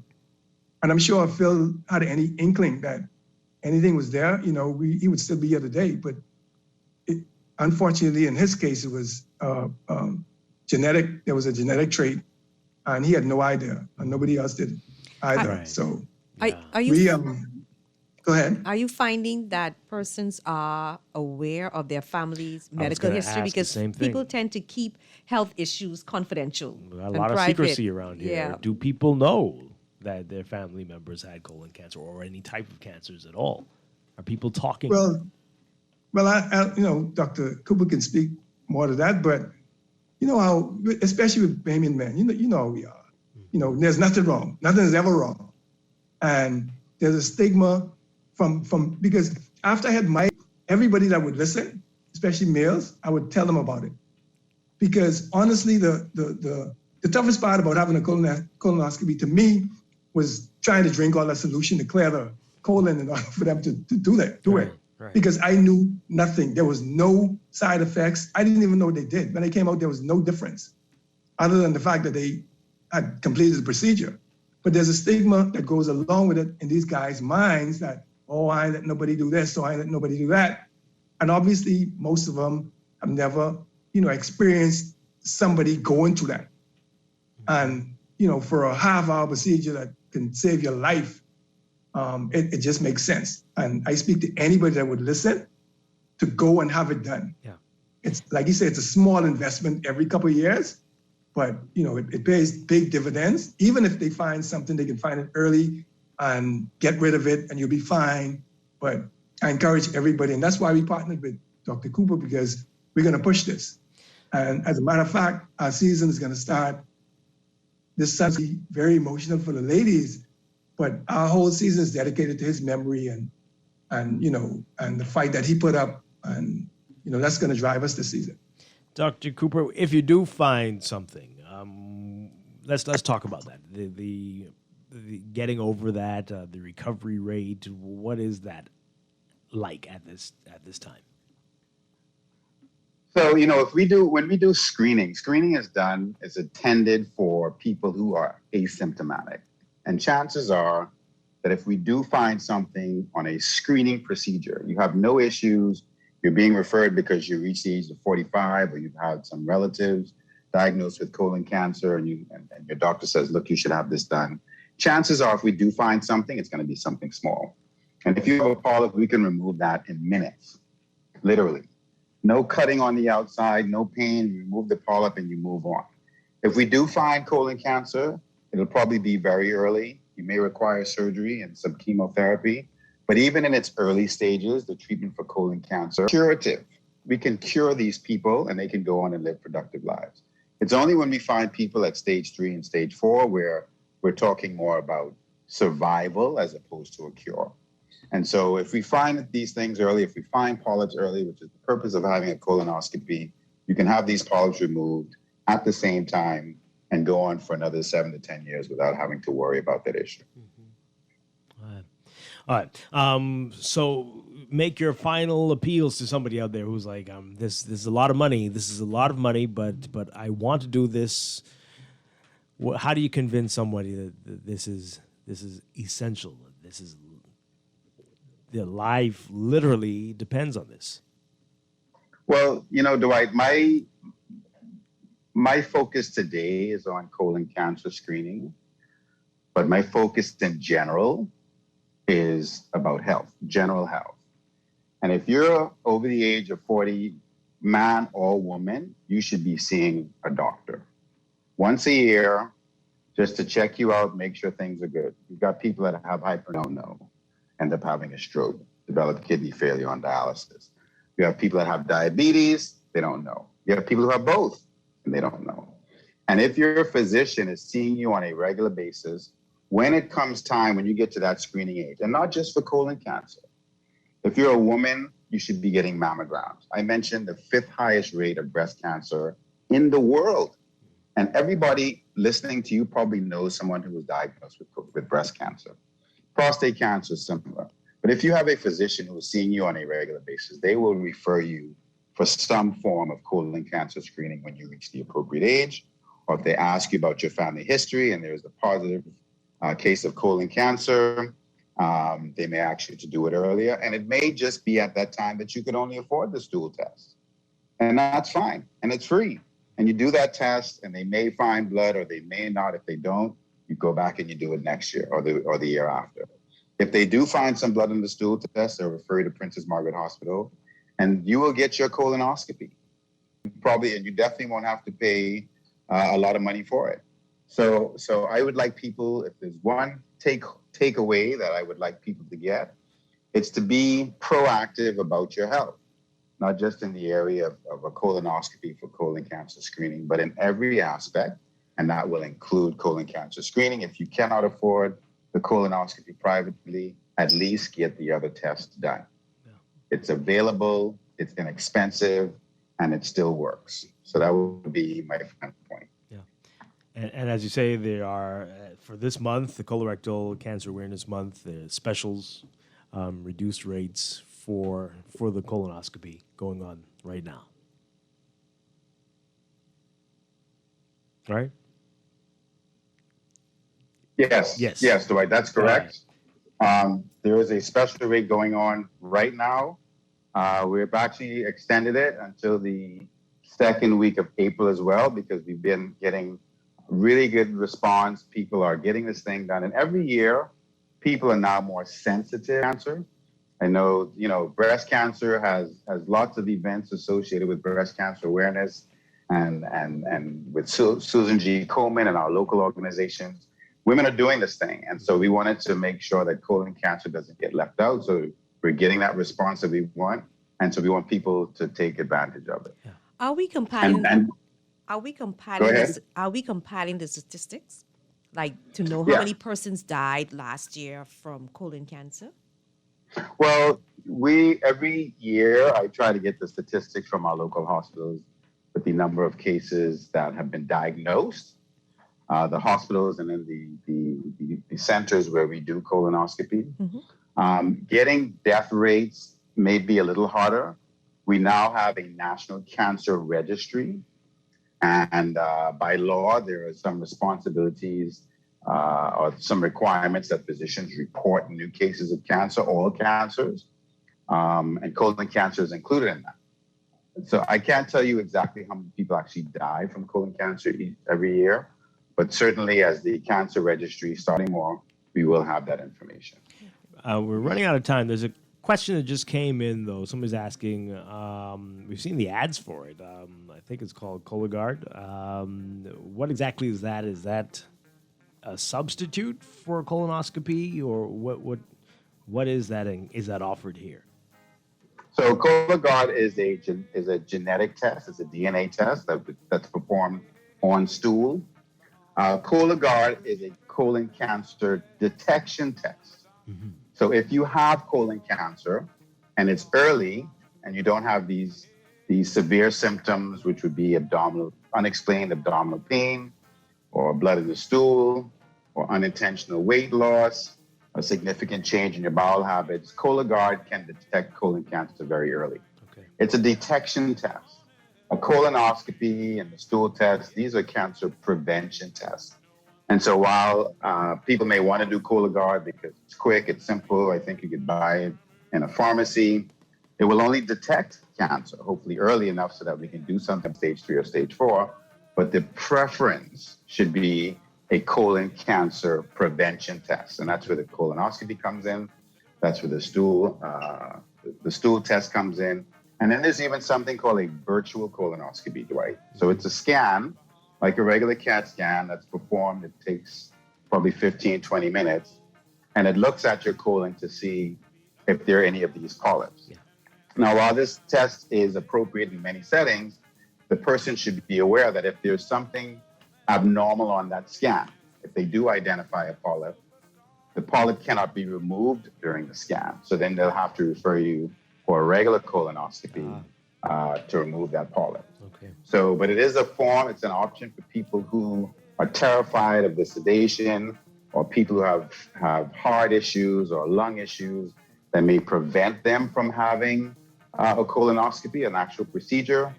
And we may recommend, okay, let's do this virtual colonoscopy. And if everything is okay, then these tests are good for 5 years. And in 5 years, we can reassess your situation. So you have options. Okay. Excuse as to why somebody can't have some form of colon cancer screening. Absolutely. Thank you both so much for being here this morning, Dr. Marcus Cooper, Dr. Dwight Marshall. And hey, folks, go and get those colonoscopies. I'm at that age now. I guess, Dr. Cooper, I need to come and see you You've been very at that soon. age, Dwight. What? No. Right. And Dwight, I know you're at that age. You look young, but I figure you're close to 45. And I remember when we had Ramal Ferreira, and we actually did Ramal on TV. Yes, that's right. And so we are going to, offer you that option to actually televise your colonoscopy. You won't see any of your private parts, and put your colonoscopy up for an Academy Award, good Lord, or an Icon Award for colon cancer screening. We'll talk about that. We'll talk about that. I'll give you a call. Thank you again, very much. Appreciate it. Thank you. All right. All right, we're going to take a break and be back. We're going to talk with St. Andrews about their open house. Stay tuned. They're doing what we call Bahama Rock. Hey, hey, hey. Oh, yeah. Bahama Rock. Early in the morning till late at night, everybody's happy. Technology serves to make our lives better, so why not your business too? At Custom Computers, we've been maintaining our knowledge and relationships with top tech companies since 1987 and carry only the most trusted brands like Apple, Microsoft, HP, and more. No company has helped more businesses build reliable IT systems than Custom Computers. You name it, we've done it. Call 396-1101 to talk to any of our business experts. Find trust in your tech. Count on Custom Computers. The Water and Sewage Corporation advises the public, its customers, and the residents of Melbourne Road, Yellow Elder Gardens that the corporation will commence improvement work on March 16, 2022, for a duration of 6 weeks. During this period, there may be interruptions in the water supply, road closure, and detour around the work areas. Motorists are asked to avoid the area between the hours of 9 a.m. and 2 p.m. The corporation of any inconvenience caused and appreciates your support as they work to improve their level of service.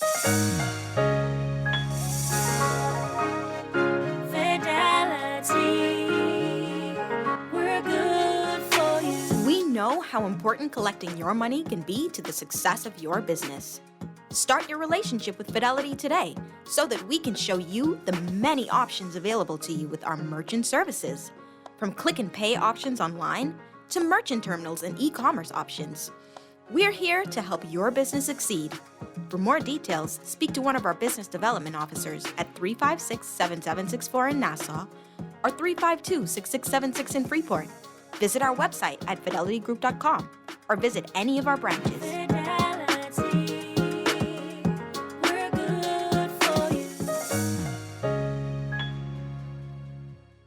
This is Guardian Radio, 96.9 FM, Nassau, Bahamas. I come from the island. Here, man. I come from the island. Here, man. I come from the island. Yeah, man. I come from the island. What you say, man? Island boy. You know my heart is still in the Caribbean. Island boy. I still hear my girlfriend say, hey, come back home to the land of the palmy beaches, where your heart has always been since the very first day. I still miss Gombe summer every evening, and the sailing boats beneath the bridge so high. I feel the sun. We are back here with Morning Blend on Guardian Radio 96.9. Dwight Strachan with Pamela Musgrove. We're here talking about getting older. Oh boy, oh boy. But we're changing gears again this morning. St. Andrews has another open house. It's their Early Learning Center open house that's scheduled for March 24th. Here to tell us all about this, very pleased to welcome back to the show Principal Gordon McKenzie and Vice Principal and Head of the Primary School, Catherine Zikwe. Welcome. Great to have you with us. Good morning. How are you? We're doing well. We're doing well. Morning.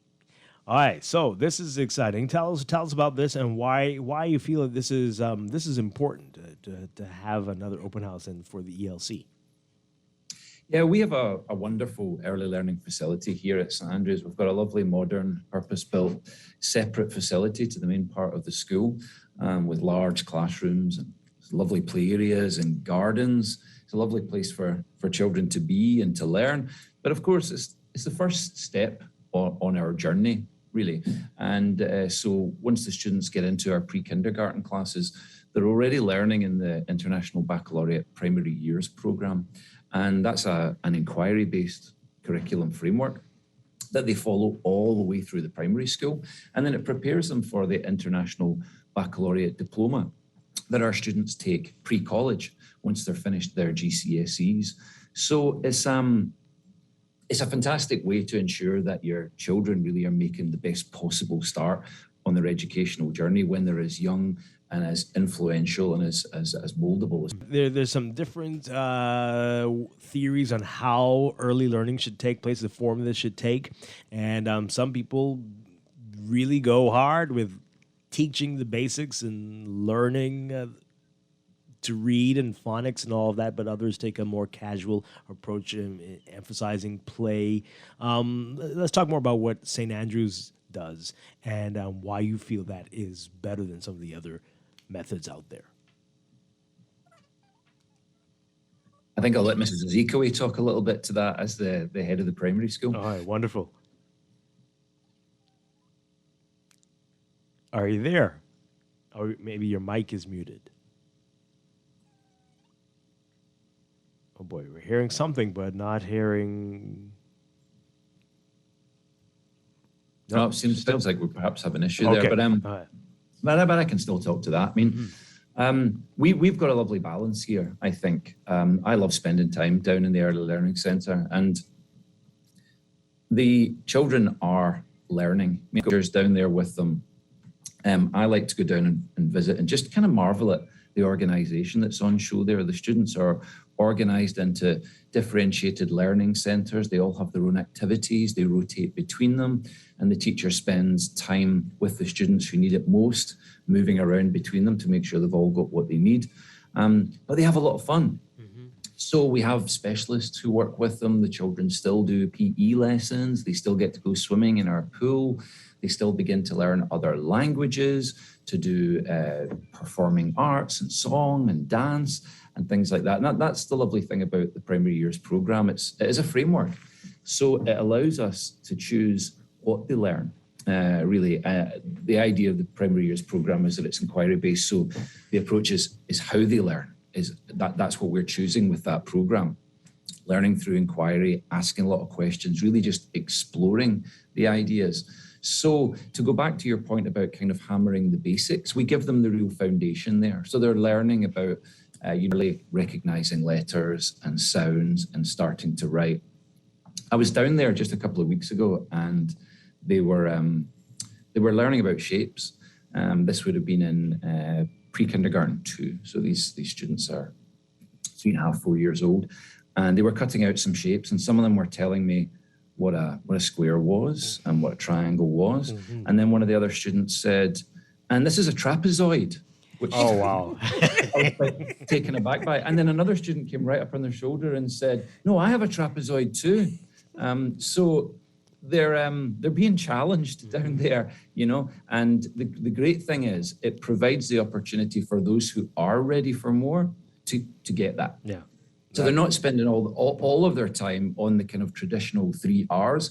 It's a very varied program. Mm-hmm. But the very fact that we have students at the top end of the school who are getting, you know, in the top 5% globally in the International Baccalaureate program, I think I've mentioned that before, shows that early start is the perfect way for them to begin and head towards that journey. Any of the students who start early with us, and we call it take the whole journey with us, are at a great advantage, I think, when they come all the way through to that top end of the school, because they've been following a similar program from a really strong foundation. Wonderful. Let's see if we can get Catherine Ezekwe back in. Can you hear me now? Oh, that's better. Yes, finally.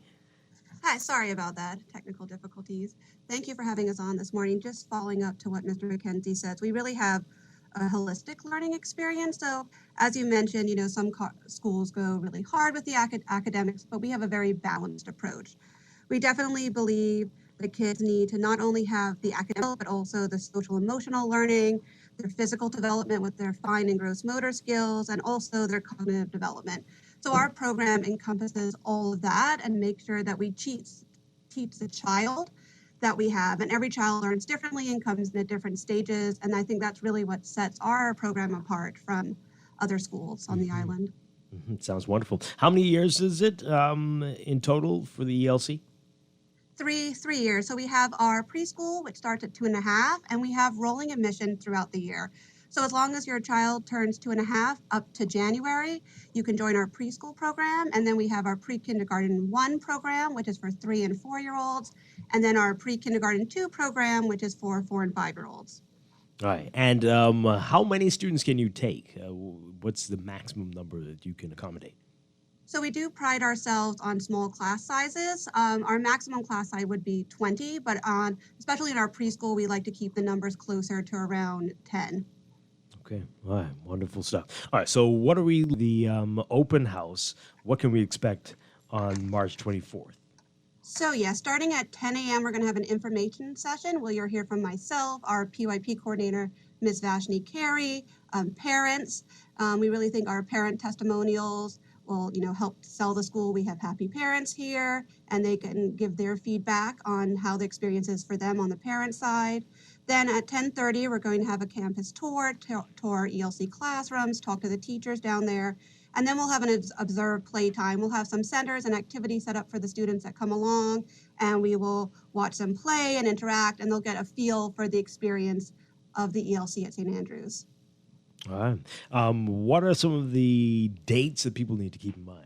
Is there a deadline for you to enroll your students, your child? What do people need to remember? So yes, as I mentioned before, we do have rolling admissions. However, the earlier you get in your applications, the better.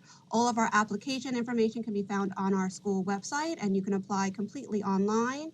Nivea Bodie is our admissions officer, and she is ready and able to help and answer any questions. You're celebrating 50 years this year? Is your St. Andrews 50th year anniversary? This is actually our 74th year at St. Andrews School, but we're 50 years on this Yamacraw campus here in the Okay. And so how has your early center education evolved over the years? So our actual physical facility that we have now is fairly new. Mm-hmm. Besides being the head of primary, I'm also a proud alum. Shout out to the class of 2001. When I was here, that building didn't exist. But the structure of our day is very similar, but just the way we teach, and we have extremely knowledgeable staff, and we are very research-based. So We're responding to the research that's out there and making sure that we're meeting the needs of every child. But our facility is one that's come up within the last probably 10 to 12 years, and it is a beautiful Crayola building. It's actually such a lovely, lovely place to be, and it's totally dynamic and engaging for the students that are with us. Wow, excellent. All right, so the open house, what do we need to do? The easiest way actually would just be to either go to our Facebook page or our website, and there are pinned posts on both of those, which will give you all the details. And you can pre-register with Mrs. Nabia Bodie, who's my Director of Admissions here at St. Andrews. But I think rather than email addresses, those two places are the easiest way for anyone out there who's interested, who'd like to come and spend some time with our students and faculty on Thursday to move forward. And this is in person, not virtual, but in person. Absolutely. Wow, it feels so good to say that. Yeah. It feels so good to say that. All right, that is beautiful stuff. Again, remind us of what's going to be happening on the 24th, the time, and anything else people need to know who are interested in coming. So yes, March 24th, come on down. It starts at 10 a.m., 10 to 11.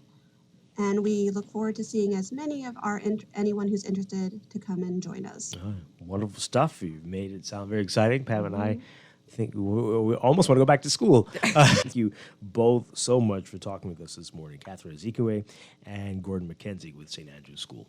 Thank you. Pleasure. Thank you. Have a great day. And the ELC Open House again, March 24th.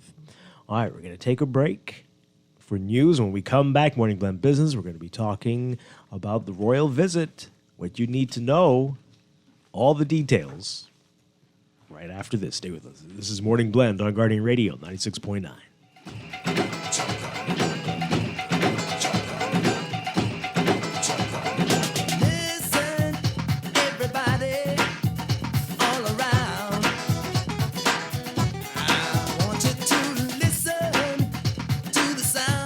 This is Guardian Radio 96.9 FM, Nassau, Bahamas. This is Guardian Radio 96.9 FM. Fresh news, smart talk, all day. The views and opinions of the hosts and guests are their own and do not necessarily reflect the position of the management and staff of Guardian Network. Wake up, it's a new day. Wake up, it's a new day.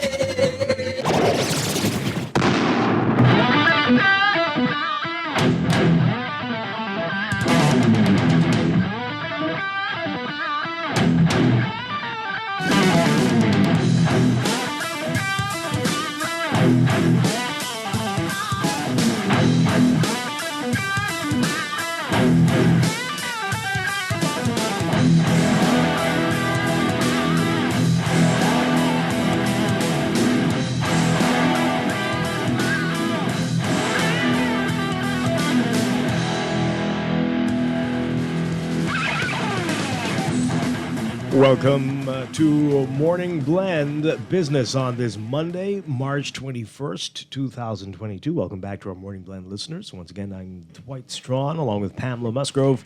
And this morning, as country gears up for the royal visit, the visit of William and Kate, we're getting all the details this morning about what to expect. Very pleased to have with us in studio Ambassador to CARICOM, Leslie Miller-Bryce, and Secretary to the Governor General, Jack Thompson.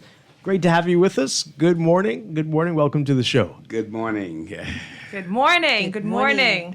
All right, so we have a lot to talk about. We saw the itinerary is out now for what William and Kate will be experiencing at the end of the week. But we've had some interesting discussions on the show. I want to just briefly get to that and get your reaction to it all. There's been some controversy about what's taking place, the visit and the cost and the purpose of it all. Last week on the show, we had some interesting discussions about it and whether we should indeed be paying for this. But let's get your reaction to that, the cost and the purpose of the visit. What can you tell us about both of those? Good morning to you. Good morning, Pam. And good morning, Bahamas. It is certainly a delight and a pleasure to be here this morning. and to share some information about the royal visit. The course, as I said at the press conference the other day, is rather fluid at this time. I do not have any figures like that right now, but whatever is put into, capital injected into this, we expect the Bahamian people to benefit. And that's twofold. First of all, vendors and persons who are involved should benefit from this visit. And I think we're going to benefit in terms of the international media. We have a number of media personalities coming from the United Kingdom, and we have a number of persons coming from international. My thing is you cannot even pay for what we're going to get, the publicity. In fact, I looked at one international station yesterday, and I saw what was happening in Belize. And so we as Bahamians will rise to the occasion. It's an opportunity for us to showcase what is best, all that good that is about the Bahamas.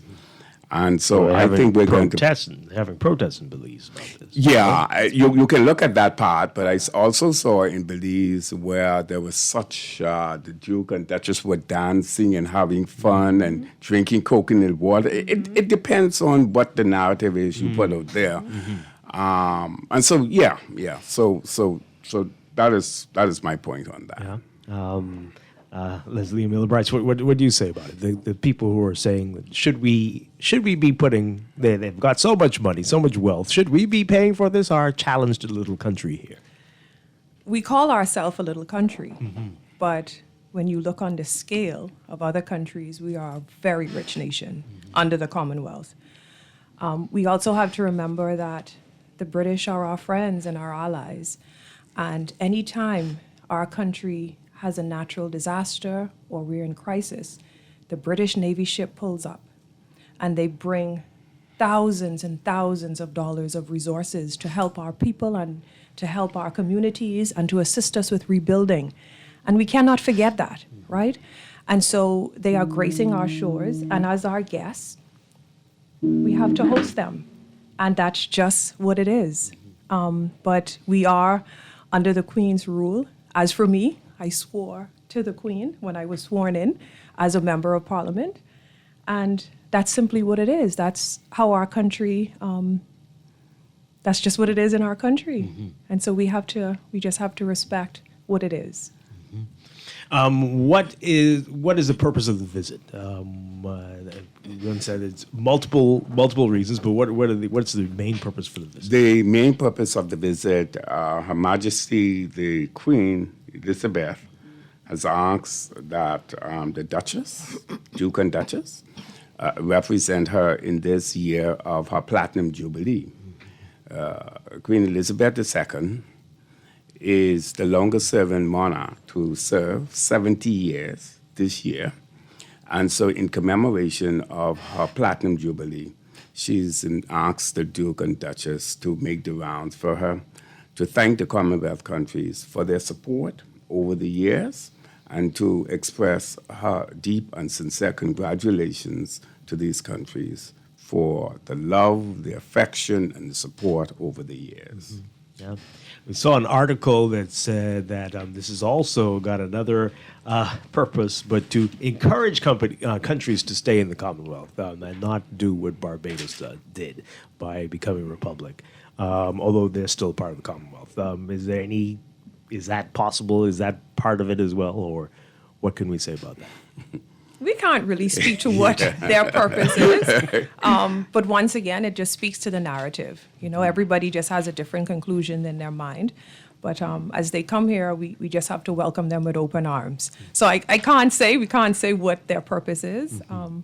But like I've said, our country is under a Commonwealth nation. And so we just have to respect that. Yeah.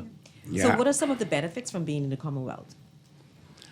Well, again, countries are in blocks. You have the European Union, and as a bloc, you have NATO, you have the Commonwealth, you have CARICOM, And so they share some things in common, you understand. And so I think in that respect, we benefit by, High Commissioner spoke just now about allies, about having friends, about even at the UN, you vote sometimes as a bloc. If you want a member on, say, the shipping board or whatever, you get people to vote. So there are benefits in being in the Commonwealth. You would recall we hosted Shogam, Commonwealth Heads of Government meeting some years back, and that was a wonderful opportunity. You remember the discussion with Nelson Mandela and the court, and so there are benefits. Mm-hmm. All right. So, give us the itinerary. What's planned? When do we expect the couple to arrive? And lay it out for us. What we are going to present, and what's going to set the Bahamas apart from the other countries on this visit. Oh, well, I can definitely speak to what's going to set our country apart from any other visit.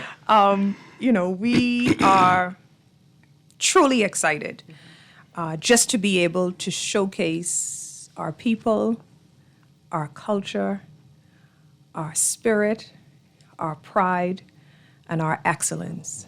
And we have so many different committees from all of the governmental heads that have come together, and everybody is excited. We're just excited to showcase what it is to be Bahamian, and just to show that we're so much more than sun, sand, and sea. So what are we doing to make sure it's authentic and not just a show that we're putting on for the future king and queen? What are we emphasizing that it's authentically Bahamian? Well, when you look at the itinerary itself and the schedule of events, I mean, you will see from the schedule of events that is very authentic. First of all, they arrive here on Thursday afternoon, and we are going to demonstrate and show that love and affection. You know, we are hospitable people. We know how to show you a good time in the Bahamas. And so they arrive here on Thursday afternoon. And then they will make a call following that, they will call on the Honorable Prime Minister at the office of the Prime Minister, where there's the usual exchange and the courtesies and what have you. But I'm also excited about Friday, because Friday they're expected to attend a combined school assembly at Sybil Strawn Primary School, and you know our kids. You know our children. They know how to just put on a good time. We're going to have a combined school choir and one or two other events, which I shall not say at this time. And they will also visit the classroom, the children in their natural classroom setting. And this is wonderful. There will be a tree planting at the school as well, and one or two other things are planned for that. Why was that school selected in particular? Was there any reason why it selected that particular primary school? Well, they have the space, Okay. for one. They're going to be a number of students under the open air canopy type of thing. And it's kind of centrally located, so you have kids coming from the various schools in New Providence. We're also going to have there's going to be the connectivity, so the children in the family islands will be waving and saying hello. Oh, wow. Because the idea is not to make it Nassau or New Providence centric, so we want to connect with Abaco, Cat Island, and one or two of the other islands. And so that's wonderful. And that was important to us as well. Yeah. Because, we sometimes always leave out the family islands. And so it was important. We have a committee, a good number of ministers are on our committee. And as we spoke and we got together, it was extremely important to us to ensure that we include children from the family islands. And so we're live streaming them in. We've also invited schools from all around the country to join us at the education symposium. Right. Yes. So they're all practicing and preparing now. Absolutely. Absolutely. I like the idea, though, that they'll visit the children in the state of the classroom, because sometimes, as you said, be put on this big thing, but you want to see them in the classroom behind the desk, sitting in the chair, and that sort of thing. I thought, when are they going to do the regatta boat? Oh yeah, that's that Friday. Really interesting. Absolutely. That is going to be. But after the school visit, there is the visit to the Garden of Remembrance, and this is important because we want to also showcase those persons who've been behind the scenes in COVID, working, the healthcare professionals. We're going to have representatives from the Red Cross. We will have a group there from the Salvation Army, the Governor General's Youth Award, and the Brownies. And so we want to also showcase those persons who've been working behind the scenes in that way. Okay. And then after that, there's going to be the cultural show on Bay Street. I know High Commissioner has been so excited and working hard behind the scenes on this, and we're looking forward to that being a first-class show. Is that open to the public? Yes, okay. That is open to the public. The Duke and Duchess will also have an opportunity to meet the public. All right. So they'll be downtown. Anybody that wants to come, just show up. Yeah. All right. Tell us more about that. Where exactly, when does that begin? What time is that? And what can we expect with that event?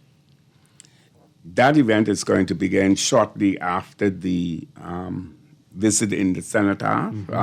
That should be like about an 11:45 event in the morning, around that time.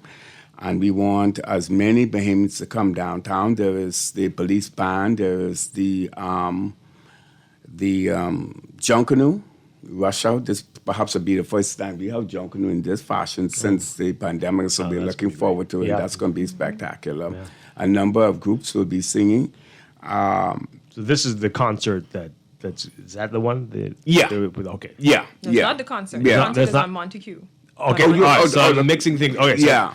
This is where exactly this is going to be happening? This is on Bay Street. Right in the square, or Bay Street is being the shut whole down street. Okay, from Charlotte Street to East Street. Okay, and we're going to show them truly what it means to be okay. Bahamian. All right.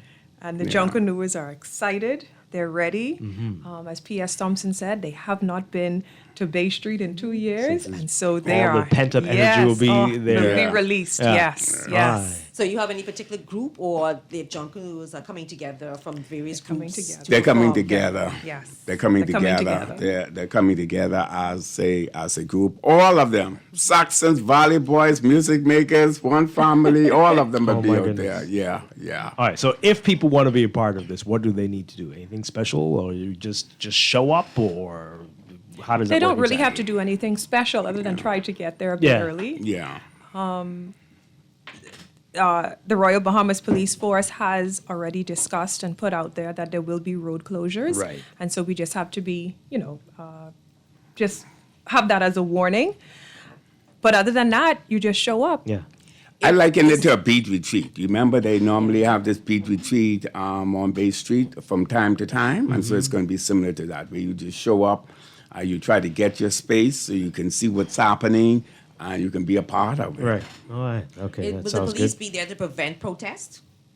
Just in case somebody decides that they want to protest? Security will be there. Security will be there in strong numbers. Yeah. Okay. All right. And then there's another big event shortly after that. This is the regatta.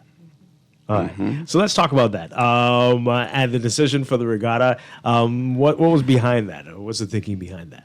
Are they avid sailors, or what do we know? They are sailors. Remember now, the Duke and Duchess, they're not seniors. No disrespect to seniors, no disrespect, but they're young and vibrant and excited and lots of energy. And so they wanted to participate in a sailing event, in a regatta event. they read about our regatta in the Bahamas events, and so they said, let's give it a go. Oh, Yes. Whose decision was that? Was that the Bahamas saying we want to do Yes, this? we wanted to showcase our or beautiful was that waters. them saying that they wanted Well, to it know was- their story. yeah. They met. They both were on a rowing team or of sorts. But like whose decision was We that? put a number of options to them. Okay. We had what we call a recce team. A team came over last month, and we were talking, and we had an entire list. And a lot of this, the items selected coincided with their interests. Okay. That's You know, Keep in and mind so their now, interests, also yeah. keep in mind that we are about to make sailing our national sport. Right. And so what better way to Yeah. highlight before that is, Okay. signed, sealed, and established, to have a beautiful photo of our Duke and Duchess in our clear crystal waters. Yep, that sounds pretty good. On a sloop sailing boat. Much rather see than them playing cricket. So that's better. And the sailors are so excited. yeah. And we're so thankful Yeah. that the sailors are going to come out in large numbers. And that's another group that's been pent-up energy, Yes, right? They've pent-up been wanting energy, to do yes. this. So this is fantastic. So the Ministry of Agriculture and Fisheries, that they've been, the regatta is with that particular Right. ministry, and so we're really, really pleased that the minister and his committee, they've been working hard for the sailing event, and then the Ministry of Tourism, they've been working hard for the onshore activities. Okay. So it'd be a mini Her Majesty's Platinum Jubilee regatta, something like that. And so this is in recognition of her 70 years. All right, so that's where all the concerts are going to be happening. All Yes. those, Yes. I saw somebody leaked me a little list. It's a big list of all the people going to be performing. Yes, it was extremely important for us to engage our orange economy. Yeah. That's been a part of our government's blueprint, and supporting our artisans and showcasing them to the world. What better time to do it when we have an audience of more than 130 international media and photographers. And so, yes, our talent will be there in all their splendor. Can They you will be say there. some of the names, or can we say who's going to be there, who's going to be performing? We do have that list. I know that D-Mac is there, Wendy is there. There's a long list, like you said. There's a long list. There's a long list, but they are excited. They have rehearsals this week, and they are ready. They are ready. So while they're on the boat, the concert will be going on, or is it after? There's a run There's of a show. combination. Yeah, there's a combination. There will be music playing. There'll be the opportunity to display our talents in terms of the culture. And of course, there are going to be jumbo screens placed so you can see them as they compete on the waters. So it's a real regatta. It's Just like it's a good regatta. Yeah, that's I can put it like that. Yeah. And then the Duke will be on one sloop. Yeah. The Duchess Yeah. will be on another sloop. goodness. They're going to be racing each other, and they're excited. They're wondering who is going to take home the trophy. Wow. They're excited. All right, so with all this happening on Friday, that's a holiday now, right? My lips are sealed. I have no comment, right? Because it sounds The like streets will definitely be closed. we on one need to key. be Yeah. all That's out gonna there be- to help them celebrate. Okay, all right, so you will let us know about that later. All right, Yes. all right. But that's not all. Then there's Saturday, and it's going to be a lot. No, happening. Friday night. There's more happening on Friday? Okay, Yeah, all there right. is the black tie reception. Okay. Where there will be the formalities. We expect the Duke will speak to the hospitality of the Bahamian people, and he'll have a few words at the reception. Okay. So all those who are going to be there already got their invitation. So if you don't have your invitation, you just not going to. Well, it's by invitation. No. Let me just say Yeah. that. All right, so that's going to be wonderful. You're not invited.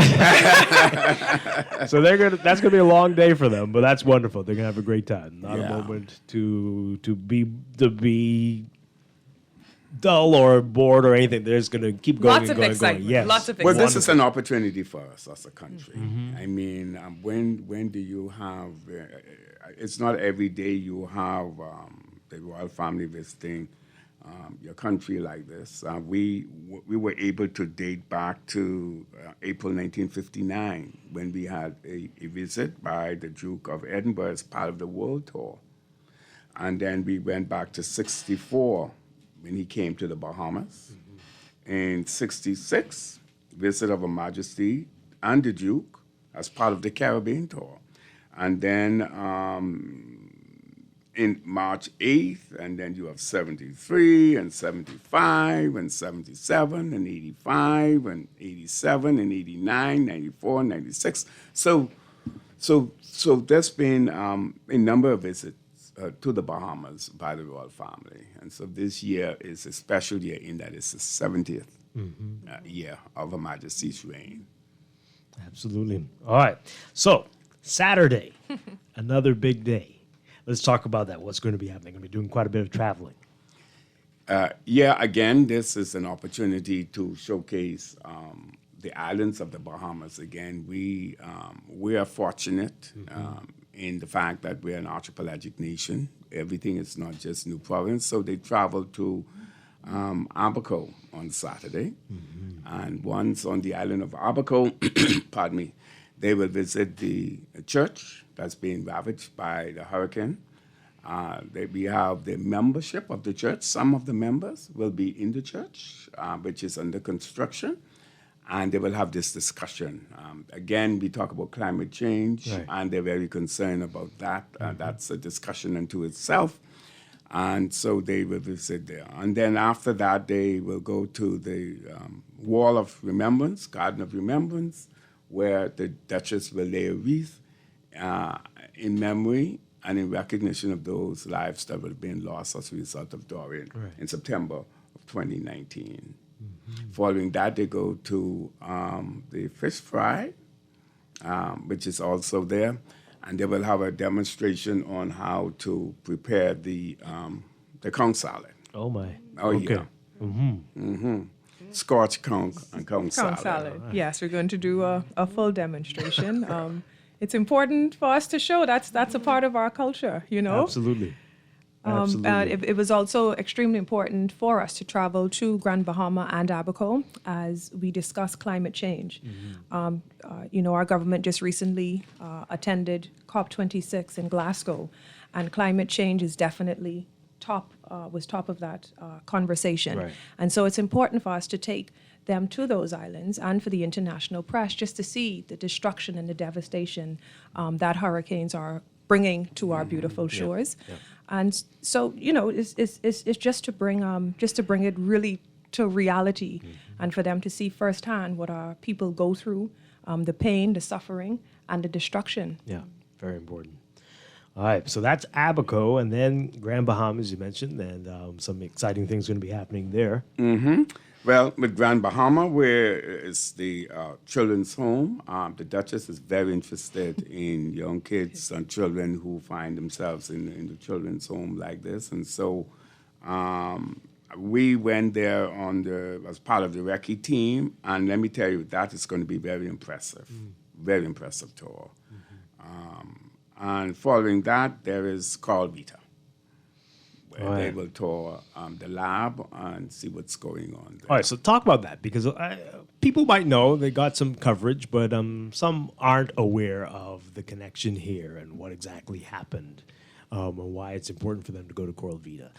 Tell our listeners about that. Well, as it relates to Coral Vita, they would have won the Earthshot Prize for the work that's being done there.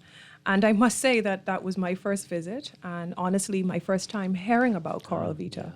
But it's truly an amazing experience and exploration what it is that they're doing there. We sometimes don't understand the importance of our marine life, and having corals is so important to our fishing industry.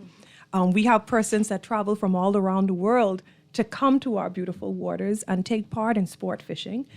And if we lose our corals, we're going to lose that part of our economy. And our local fishermen will be affected by that. And so with our corals being destroyed by a number of things, algae, just different things that are going on, they're being destroyed. And so the point of Coral Vita is to replant. So they have like these huge tanks all around their farm, and they farm them and they grow them, and once they're at a particular size, they go and they replant them back into our beautiful waters. So what it is that they're doing there is truly remarkable. And so they won the Earthshot Prize from the Duke of Edinburgh. Is it from? The sponsor was the Cambridge. Cambridge. The Duke of Cambridge himself. Yes, was the Duke of actually Cambridge the himself sponsor. sponsored Yeah. that, and they're the winner of the prize. Yeah. And Very exciting. right here in our beautiful Yeah. island, in our beautiful country. I think that would Definitely be, had to go there. That's right. I was Yeah. just Yes. about to say it would be remiss of him to come to Yeah. the Bahamas and not see or visit the place itself where all of this is happening. Yeah. And then let me say, and upon going there were so many young marine biologists, Bahamians. That's right. Yeah. Yeah. Lots of females too. Yeah. I was Mhm. excited to see the girl power there, but Wow. so many young persons from the University of Bahamas, persons who would have went off to school to study marine biology, and they are there doing what it is that they love. beautiful. So that was exciting for us to see as well, to see the young people in action doing what it is that they went off to study. Wow. That's great. How long will they get to be there? How much time do they have? About an hour. About an hour thereabouts. Okay. Yeah. I just want to again comment on the knowledge. I mean, if you were to visit that site and to hear the response and the level of intelligence coming from our young people, it's a mind blower. You know, they're not just sitting there saying, "Oh, look at the coral! Oh, look at the water!" No, they can speak intelligently. But some degree of knowledge about what is going on, and we were very impressed when we went down for the wrecking. And it's good for the institution because with the Duke and Duchess of Cambridge visiting that's going to bring international attention and probably even open doors for donations and sponsorship to advance that cause. Absolutely. So that's awesome. Absolutely. I stayed away from that, but you are absolutely correct because you never know the spin-off effect from these kinds of visits. I mean, where sometimes we look at it, we don't look at the bigger picture. And I have a feeling somewhere down the road, we will see the huge benefits of this to the Bahamas. Wow. All right. So after Coral Vita and Grand Bahama, what's next? Oh, and then there's the return to New Providence, and there will be the salute again. And then they depart from the Bahamas to the UK. Yeah. This will be the third and final leg of their Caribbean tour. Oh, wow. All right. So I think from what we've been saying already this morning, we already get a picture of what you're hoping to get out of this. But tell us one more time, what do you hope the country will, the number one thing we'll achieve from this visit? I think as a country, we've had to deal with a lot in the past 2.5 years. We've had perhaps even more than that, 3 years. We've had to deal with Dorian, a Category 5 hurricane. It swept through Abaco. Grand Bahama was impacted. And then right on the heels of that, we had the COVID-19. And you know, I think the resilience of our people, the strength of our people, we talk about the indomitable spirit and that courage to move on. And how is it that a country can rise out of the ashes? And look at us today.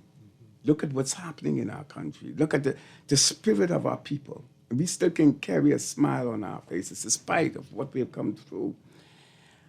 I think that is going to be the message. I think the message is that we're going to move forward, upward, onward, and together as a people.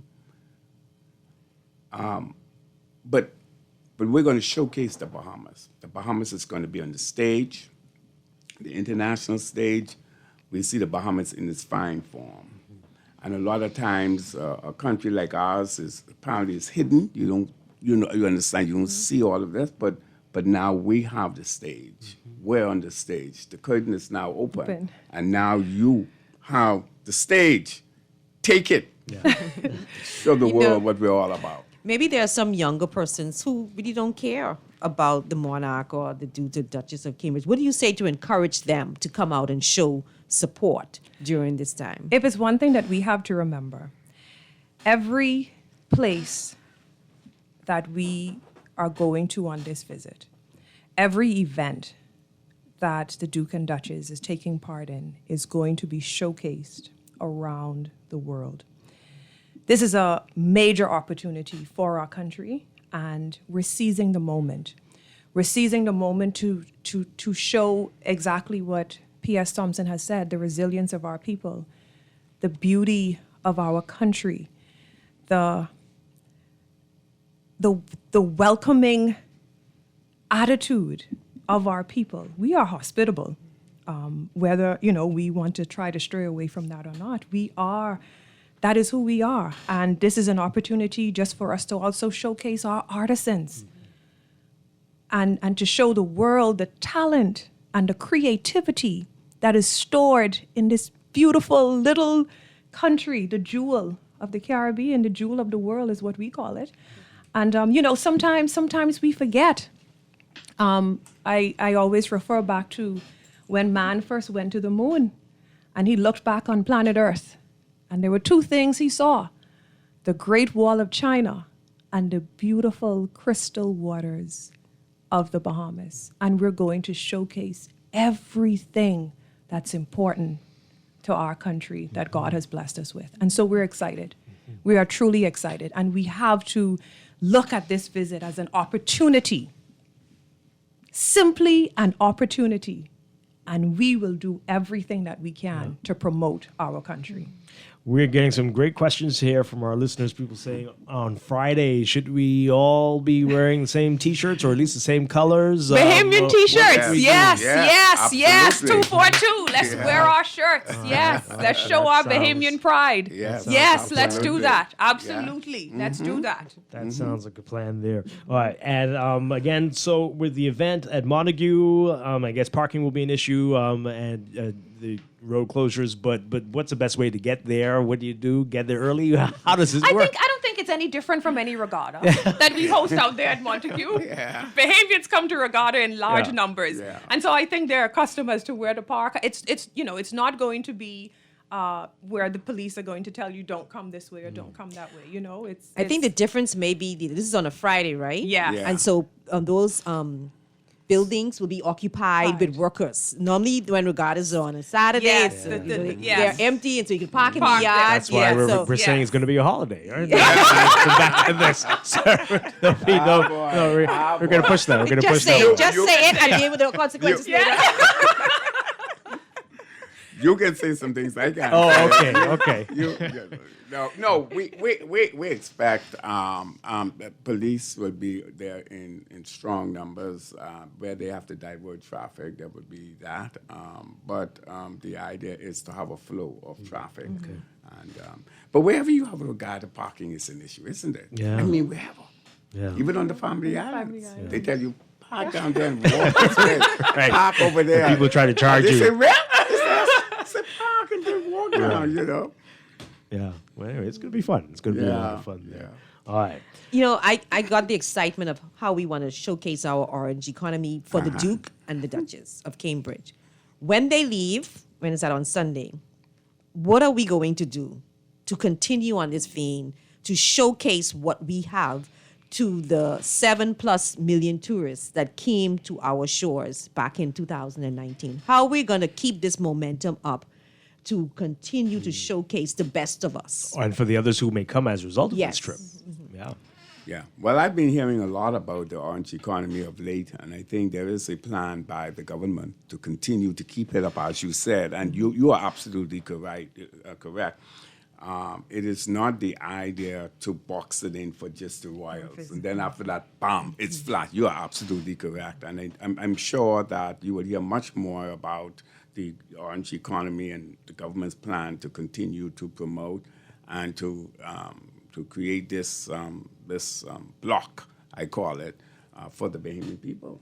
So as we move into our 50th anniversary of our nation, and this is really just a scratch of the surface. Okay. As we go into our 49th and our 50th year, this will continue. Right. Artisans will continue to be engaged. Talent will continue to be showcased. We have a plan.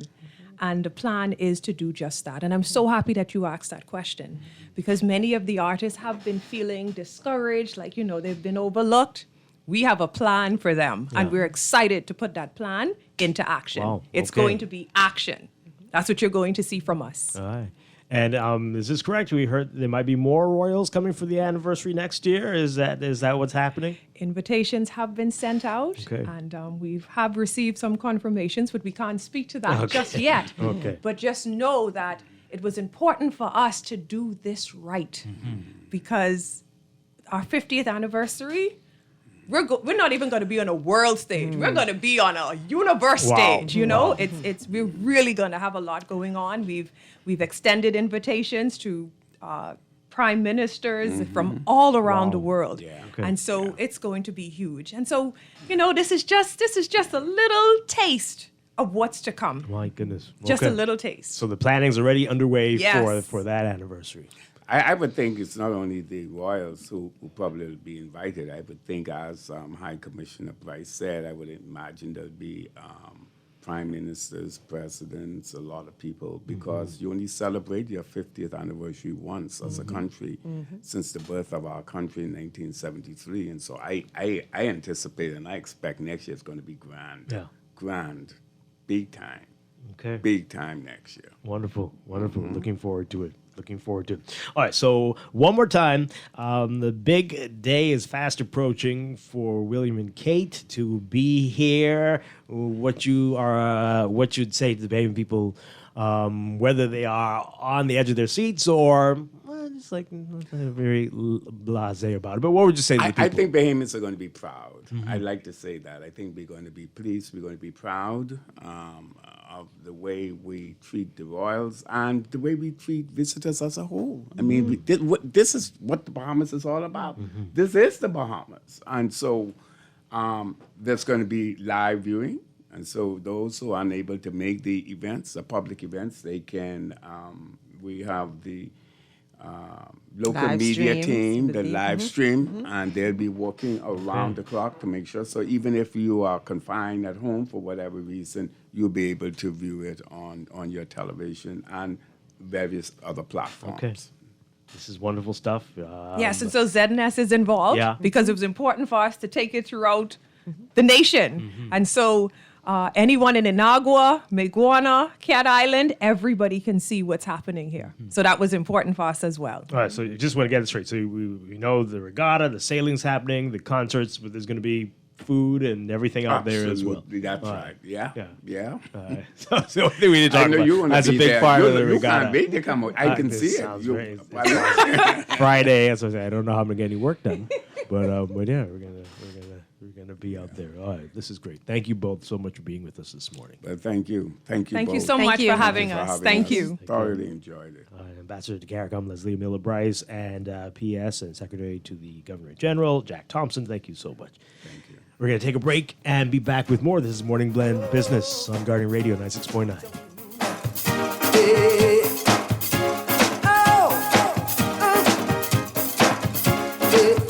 Here we go again. Here we go again. Here we go again. Here we go.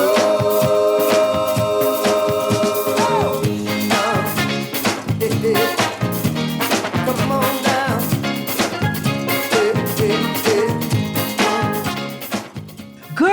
see how Cora eye look funny, all black up yesterday? But she say she bump into a wall when she's running after the churn them. Yeah, but last Saturday you see her arm was all black and blue, right? So what you saying? You think something wrong between her and Jack? I ain't sure, but you know Jack is a jealous man. I hear him and Cora last Friday. I hear him say he hear Cora have eyes for Junior. Now you know that ain't true. Cora is a good woman, does mind her business, take care of them churn, and go to church every Sunday. So what you think we should do? I think we should report Jack, you know. Cora don't say nothing, but silence hides violence, and we don't want to line up in the cemetery. Not me. I ain't getting in nobody business, then Jack come after me, and I line up next to Cora. No, man, we could call a text Crime Stopper. And remember, we can even get some grocery money for our tip. Remind me again, how does this work? We can call them in Miami at 328-TIPS or 328-8477. Or when we in the island, call toll-free at 300-TIPS or 300-8477. And if you don't have no minutes, use the Crack Crime Bahamas app and we could text them and the messages get on mix up before it leave your phone so nobody can know what you saying. So what we waiting on then? Let's go earn some grocery money.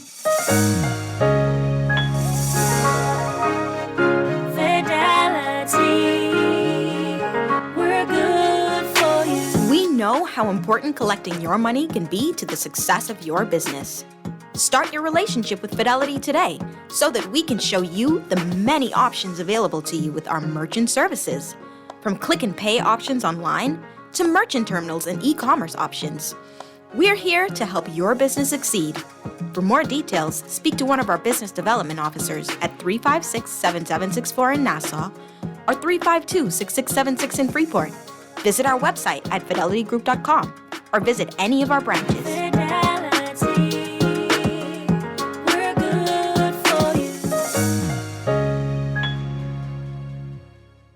The Water and Sewage Corporation advises its customers in New Providence and the Family Islands that the corporation will commence mass disconnections beginning Monday, March 28, 2022, on all outstanding accounts and financial agreements. Customers who have not honored their financial agreements are advised to visit their local offices to update those agreements as soon as possible. And all customers are further advised to bring their accounts up to date to avoid the disconnection of their water and sewage services without further notice. This is Guardian Radio 96.9 FM, Nassau, Bahamas.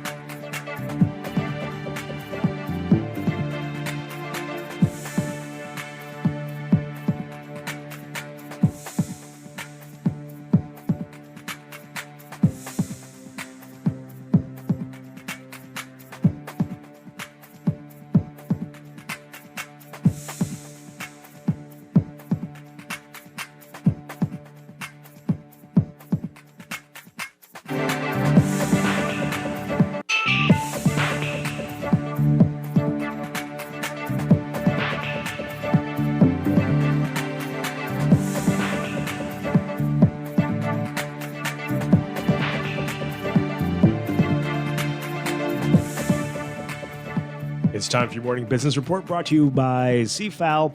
Prime Minister Philip Davis pledging to treat Abaco and its recovery as a high priority during this term. He made the comments during the official opening ceremony of the Angelfish Creek Bridge in North Abaco on Friday. He said to those in attendance, quote, "We are in this for the long haul with you, Abaco, because I know the Abacos have been pound for pound a juggernaut for the Bahamas, punching above their weight in terms of economic contributions to the national economy. I'm fully committed to seeing these prosperous days return in full force." You can read more about his comments in today's Guardian Business section. While Grand Bahama's industrial sector took a hit amid the COVID-19 pandemic, one of the industry's top executives foreshadowing serious challenges if the island is not able to expand its freshwater systems. Grand Bahama Shipyard CEO David Skettleberry saying with all the planned development for the island, a new airport is critical. And as the shipyard seeks to expand its docks, there will be challenges with meeting increased demand for fresh water.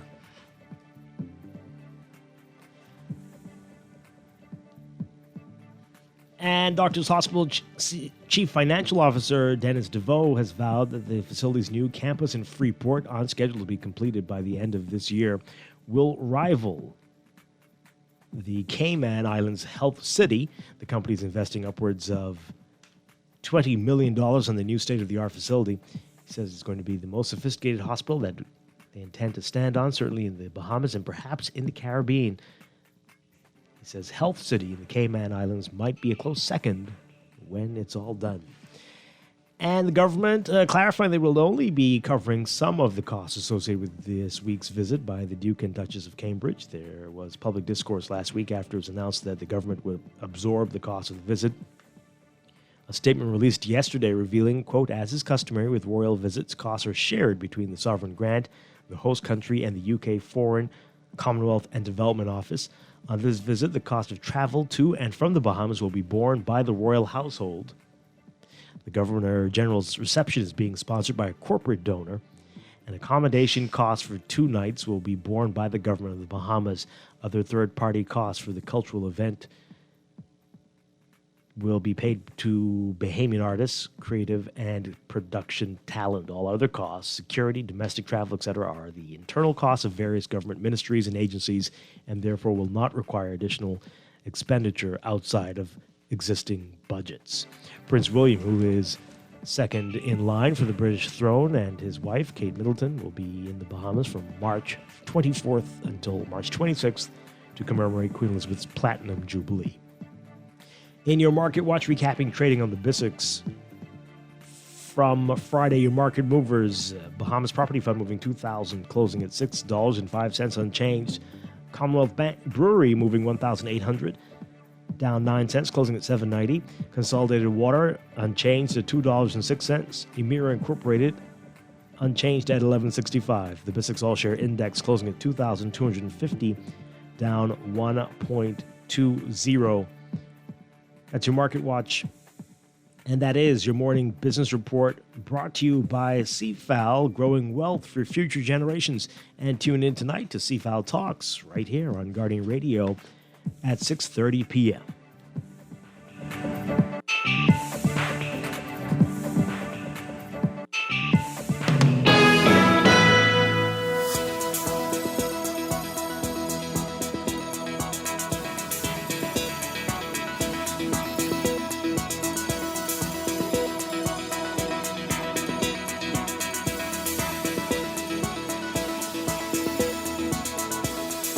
And a quick final look at weather for today, brought to you by PAHO, the Pan American Health Organization. We've got a weak cold front that will slowly drift over the northwest and central Bahamas today. Meanwhile, high pressure will build behind it, ushering in slightly cooler temperatures and breezy conditions across the area.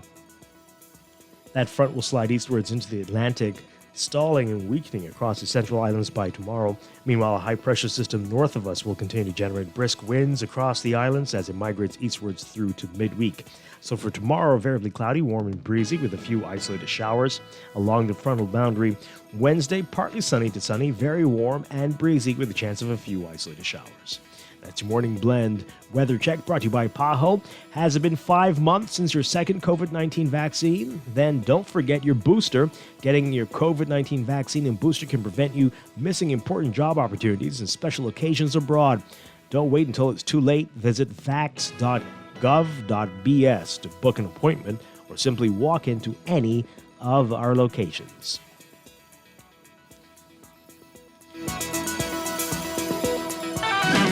And that is it for us today. Interesting statement there about the cost. So that for the royal visit, that makes a whole lot more sense. Yeah. They are guests. If you invite someone to stay with you, even if you don't like it, you treat them nicely. So they are guests for this period, and so let's just welcome them. Absolutely. Team and staff. Absolutely. Pamela Musgrove, always a pleasure. Thanks so much. Thank you, Dwight. Have a blessed week, Bahamas. I'll see you next week. I'll be back tomorrow morning with more Morning Blend and Morning Blend Business right here on Guardian Radio 96.9. Dwight Strachan, have a great day. Aaron Green on the clock. Coming up next.